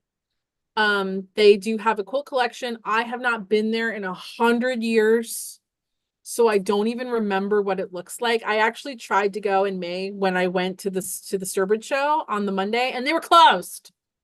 So, feel like Mondays Right. are a dangerous day to try to do things because Well, considering it was the Monday before Brimfield, you figured they would have been open because they could have had the Brimfield crowd. Anywho, yeah, that area. There's also a great like textile dealer that's in town, stationary all the time. That's also next to a quilt store. Like there's other like there's interesting things in that area that could warrant you coming ahead of time. And it's 2.5 hours from where we're going to be in Terrytown, and it's not a difficult drive to get there. So just some things. What city can you fly into, Kate? So if you're gonna go to Sturbridge, you could fly into Boston, you could fly into Worcester, Massachusetts. Sometimes you can get great deals because it's a small airport. They do service JetBlue. I don't remember where you're coming from, but you can fly there. That would be where I'd recommend first. You can also fly into Bradley, Connecticut, Bradley International Airport in Connecticut. Um, if you're really looking for me to help you out, then you need to be a Boston or a Worcester. Because I'm just not, because I'm doing vendors for seminar and I've just got my schedule will be tight. I can't really traipse around to go get people. But yeah, if you wanted to do that, Boston or Worcester is going to be the simplest bet for sure. And obviously, like you can message me and we can chat about that. it's very nice of you to offer to indoctrinate people into Sturbridge and Brimfield. I mean, Stephanie, like you should totally come sometime. I know. It's just it has thus far just not been convenient yet to Get your butt on the train do or it. something. I know. It's so easy for us to get around here in this small New Englandish area. Oh my God, look, it's growing. I've got like a pyramid now. Like I've got like a piece of State Puff Marshmallow Man. Um, that's kind of what it feels like, but it's so nice and soft. Where like the stuff before you play with it looks like little mice. Mm. Yeah, Um, it is clumpy when you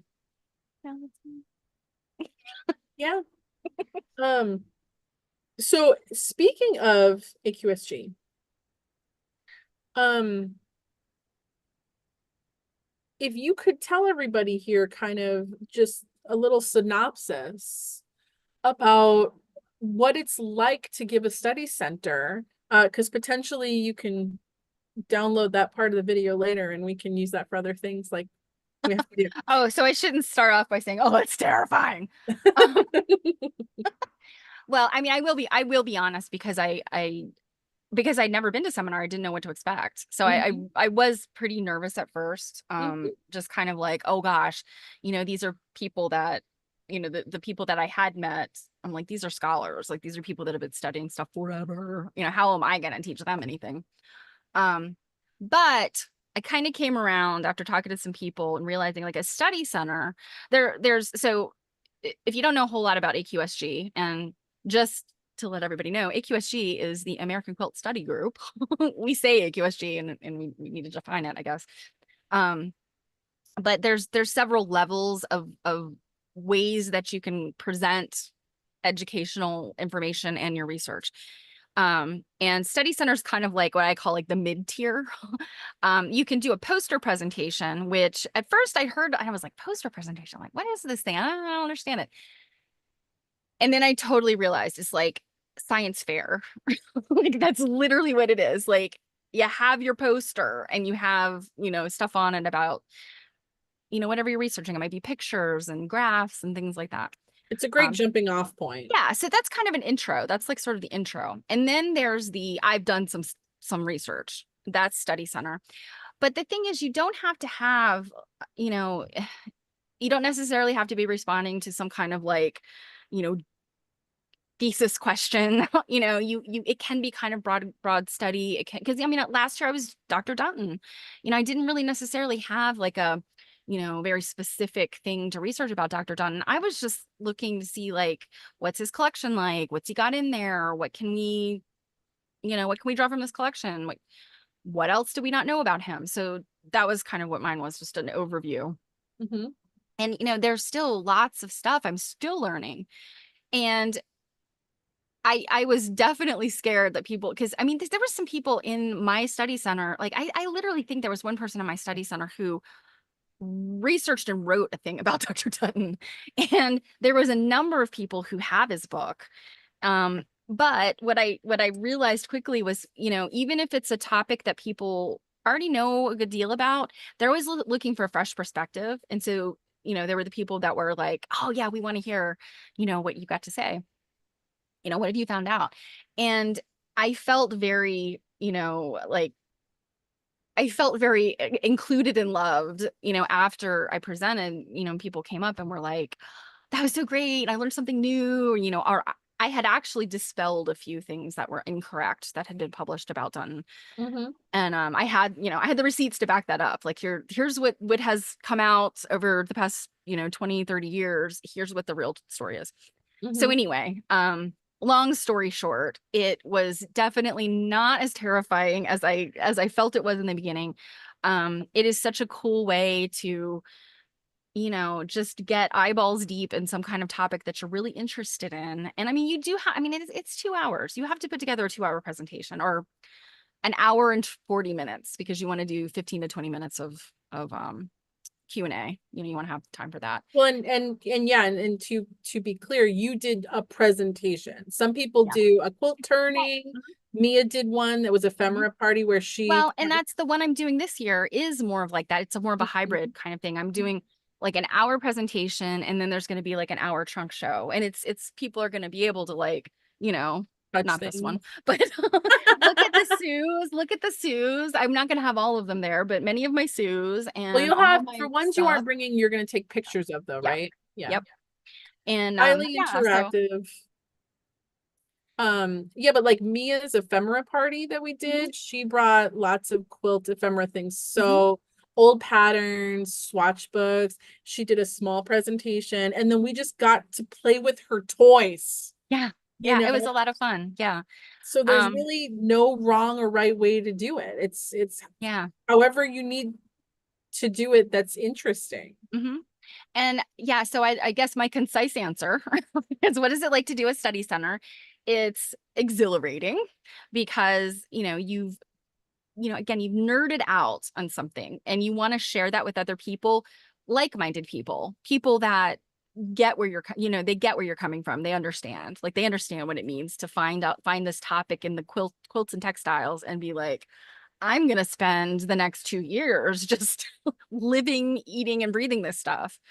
And so, and it is, I feel like it's the most freeing level of this stuff, because you do get to present a lot of information, and you have a lot of time to spend with the people that sign up for your study center. And it can be as hands-on, like you're saying, can be as hands-on as Mia's was.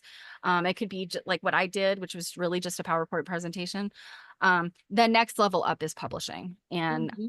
I'm not ready for that yet. Or maybe for people that don't ever want to Yeah, publish. and that's the thing. I'm not sure if I ever will be. Mhm. I've had some conversations with a person who was like, if you want to do AQSG uncoverings, there's people to help you through that. There's people with that, editorial mindset that will help you writing that paper.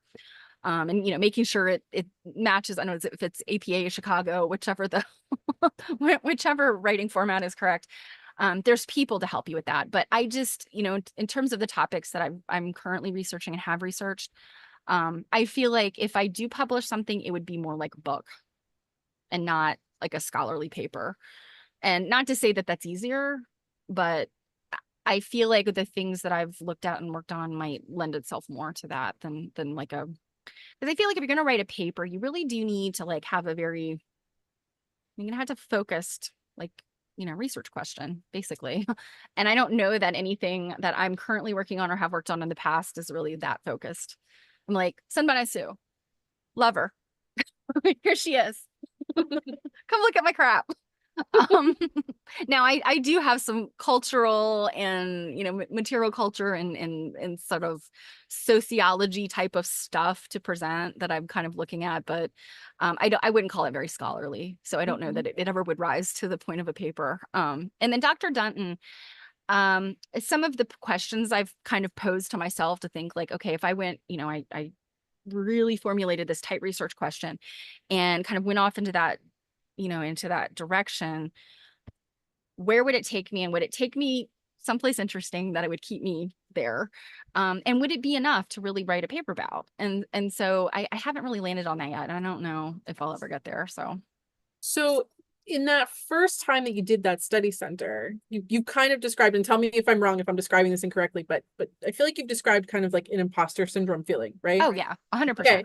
So having done one now, you've gone through the whole process, like you even got feedback from, the audience at your study center, Mhm. and now you've chosen to do another one. So it couldn't have been that terrible. Are you feeling any more confident now? Oh Do yeah, you for still sure. feel the same way? Yeah, for sure. Mm-hmm. Now I think and I don't know who just said Kellen was like, I think Kellen said, I can't find it now, giving me crap about not thinking anybody was signed up. I'm up against Julie Silber.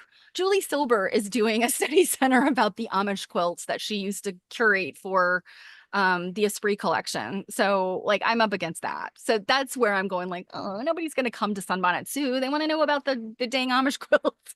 That's where my imposter syndrome comes in right now. But I do know now that I've experienced it, my imposter syndrome was that I was afraid, like again, these are people, mostly women, a few men, that have spent some of them decades researching different things, and it's like they always know more than me. Mm-hmm. Doesn't matter what we're talking about. I mean, I might know the right answer about a few things, but these folks always know more than me and are, very frequently schooling me. And Mm-hmm. I just was like, I'm afraid to stand up there and then have people like raise their hand for Q&A and basically say, hey, I just want to let you know you're wrong about everything you just said. Like that was, I was like, oh God, that's gonna happen. But in reality, that's really not how these are set up. These are set up to be this, I don't want to call it collaborative, but like, it's like it's meant, Encouraging? it's yeah, encouraging it, but it is meant to be like a study, Mm-hmm.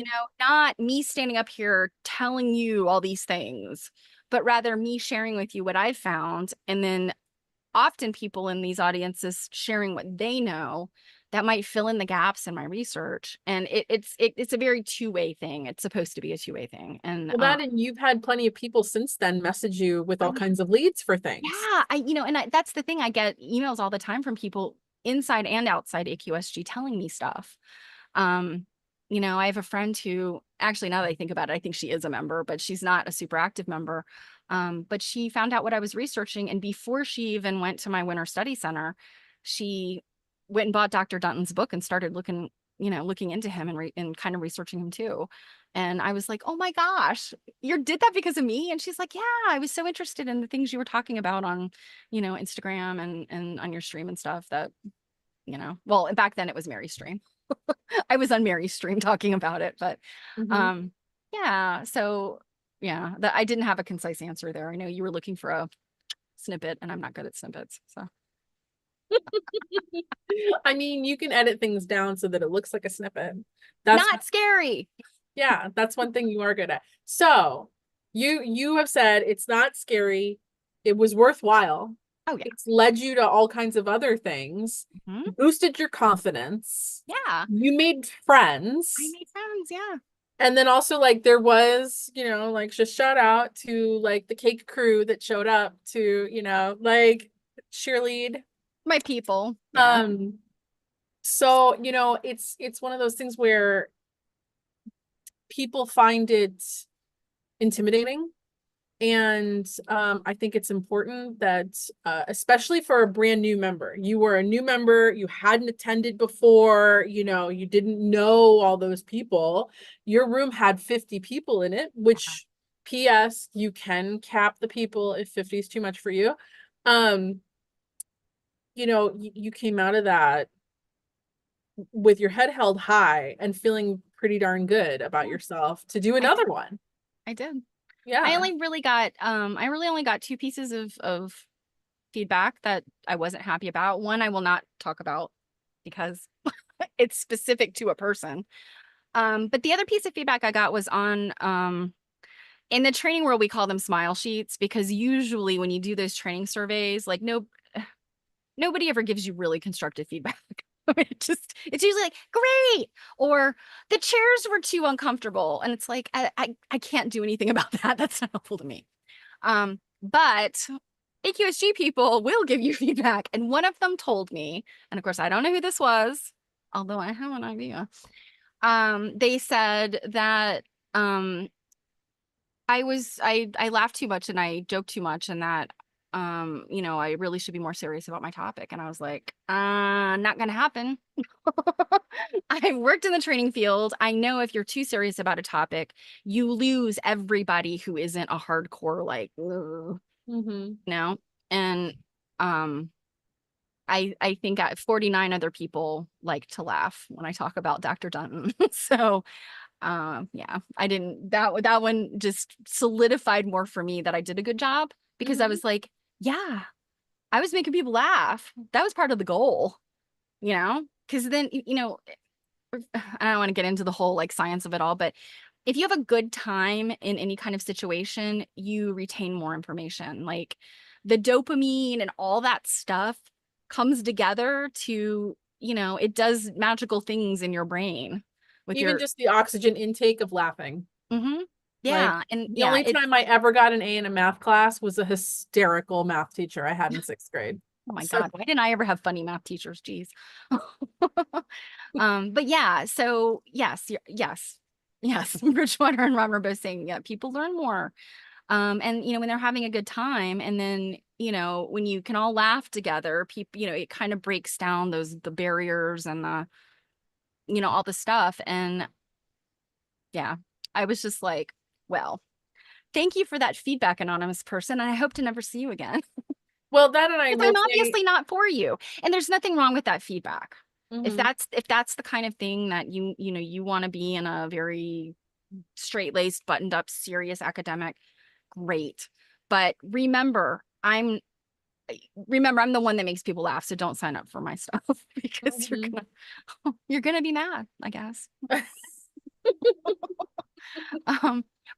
yeah, I mean, just to go back to, I mean, I don't want to belabor this, but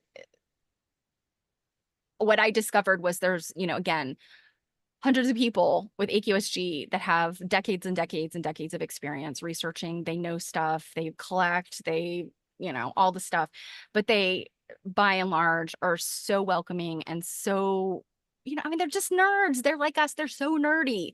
And they're like, you mean you spent 6 months not picking your head up from this ultra niche thing? Oh my gosh, you're amazing. And I'm like, what? That reminds me, like, I mean, you decide, but in terms of like memorable things from seminar, I think probably one of the best stories you have is the Brackman story. Which one of them? The elevator.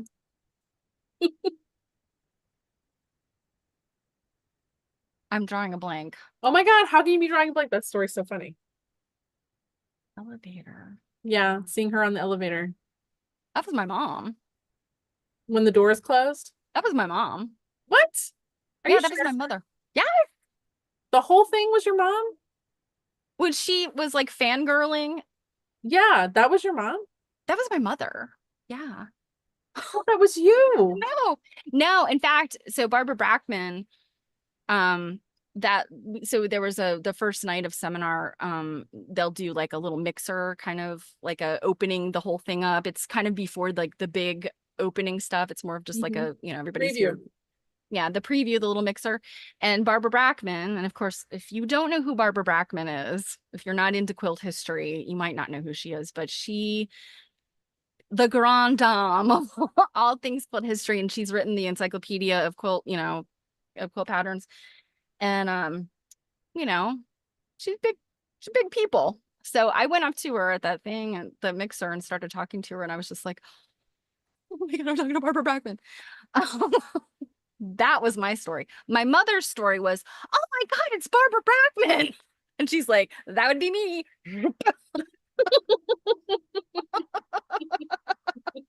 And my mother's standing outside the elevator like, Um, The way who I don't remember who. No, you must have told me that story. The way it was told totally sounded like it was you. oh yeah, no, it was my mom. Hmm. Um, That actually kind of makes it even funnier because I just wouldn't really necessarily expect her to fangirl in that way. oh my gosh, yeah, my mother can be just as bad as me with fangirling. Like, but yeah, I have some Brackman stories from Temecula that you probably I think I've already told you, but Mm-hmm. there will be one that I have to well, I have to double check with her because that's the right thing to do. But you know, she knew everything she said to me was on the record because I was taking notes. Mm-hmm.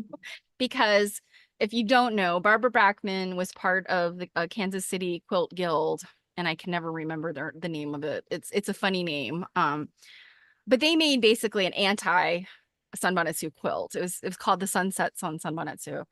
And I'd asked her if I could kind of informally interview her, but she knows this stuff is going on my study center. Um, and she told me some some stories where I was like, what? So I'm looking forward to sharing those, but yeah. Yeah, that would be a fun stream. Like My sunset chats about Sunbonnet Sue and the Brackman. well, my ultimate goal, I don't think it'll be a problem. Like I want Mary Kay when she had knee surgery, so she's kind of in recovery and busy with physical therapy and all that stuff, but kind of hoping we can get her on maybe perhaps we'll read one of her books at some point. And I don't think she's going to be tough. She's not going to be tough to get online. um Barbara is my white whale. And something tells me she might not be too tough either, so I don't You know. got ulterior motives at We'll some. work on it. Honestly, I don't have ulterior motives. I just love talking to those ladies. They crack me up. I mean, you've spent time with Mary Kay, Mhm. and I have not spent any time with Brackman. yeah, and the only reason I've spent time with Barbara is because she was at a retreat I was at, and in Temecula, and um, just 4 days with her. It was fun. But um, yeah, they are so funny. They crack me up. Well, and last year you did a pop-up stream from your hotel room at Seminar. Yeah, and Mary Kay was there for that. So Yeah. I think So, she's totally fine with doing stuff like online. Well, they really both are because they did know the six know-it-alls, and they're hmm both very comfortable, hmm talking online just as they give lectures and stuff. So hmm Well, plans for things. We've been going here now for two no. hours and Now, 15 minutes. and I was about to say, were there any other questions? Because No, we went through them all. Cake's got a stream tomorrow, and I think I Yeah. have cotton in my hair. I just got I actually ended up with like a decent little start Yeah, here. I think that might be enough if you're depending on how many layers of batting you want to do. You'll 12. have to 12. Good luck with that. Um, yeah, I want to say like about this much, I think probably will make two. Well, so I was doing the 8.5 by 11 size bats, and I think that's about how much. Oh, no Oh, tornado. yeah, Kellen, thanks for reminding me. Yeah, we made it. I'm still alive. Sorry, everybody. Yeah, everybody was waiting for Mrs. Gulch to fly through. Auntie M, Auntie Oh gosh. M. Oh, And Druid. Whoever was probably suspicious of her husband's smiles, there shall be no joy or else. oh, Bridgewater says a new quote for you is I think I have cotton in my hair. You could totally put that on a shirt for Cake TV. Well, the chin salt is gonna have to I have to work on the chin salt first. Do you But know what your stream will be about tomorrow? so tomorrow is still reading the Chintz book by MacIver Percival, and we're getting close to the end of that. And I'm actually going to do an update on my Artist James Scholars Project.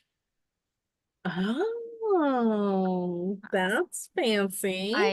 Yeah, I've had it kind of on the roster for a number of streams, and then I don't get to it, and I'm like, oh, I promised you guys I would keep you looped in, and I haven't done a great job of that. So I want to make sure I Right. catch everybody up before the textile talk. Which is when? It is, I've been told, and I hope that it's I'm not in trouble for saying this, but I've been told it's going to be July 17th. Well, So, we'll all have to be sure to tune in for that. so yes, I will be pestering everybody, threatening, cajoling, possibly bribing. Oh, gosh, thanks, Robin. I'm so glad you were here. Robin's like our Robin and Druid are always there for my streams, and It's so great to have all of you are great cheerleaders. supporters of us, and we really appreciate that. Yes. And Bridgewater, I'm so glad you could be here. I haven't talked to you forever. Oh my gosh, real quick, Bridgewater, did you go to wasn't Quilt Dating, the dating club today? Um, your questions weren't that bad. They weren't. When I heard they were your questions, I was like, all right, Robin wouldn't do us wrong.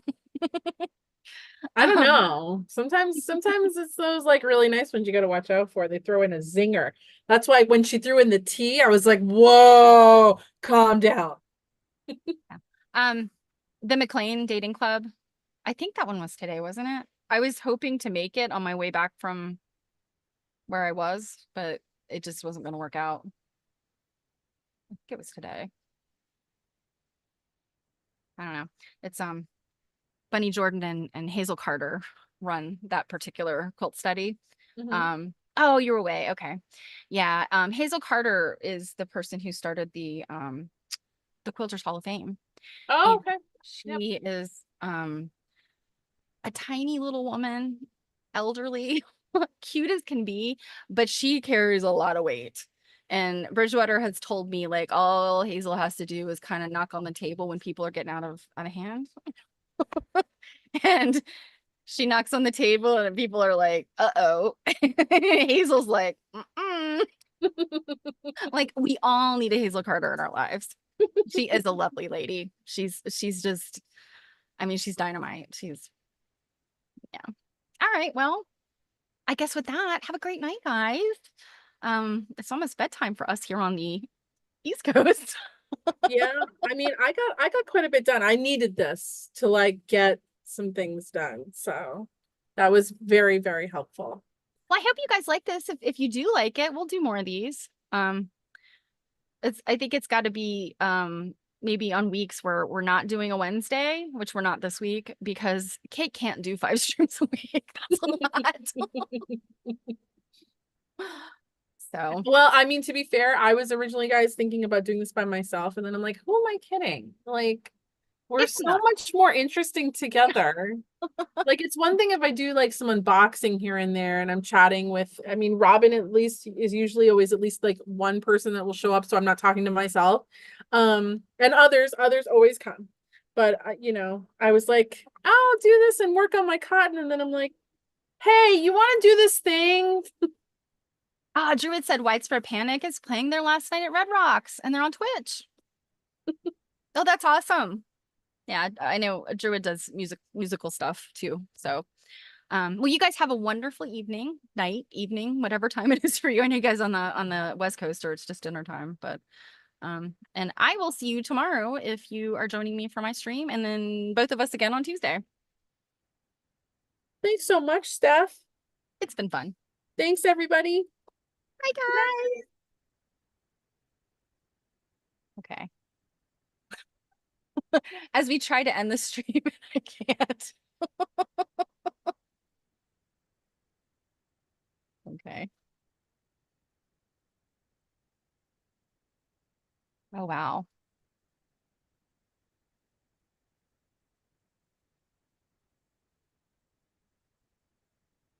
I literally cannot end this.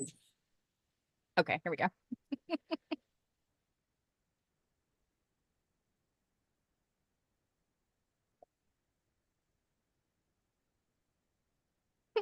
I really truly can't end this stream. It, it's not giving me the option to like actually end it. So, all right, bye, bye guys. I'm just gonna shut everything down.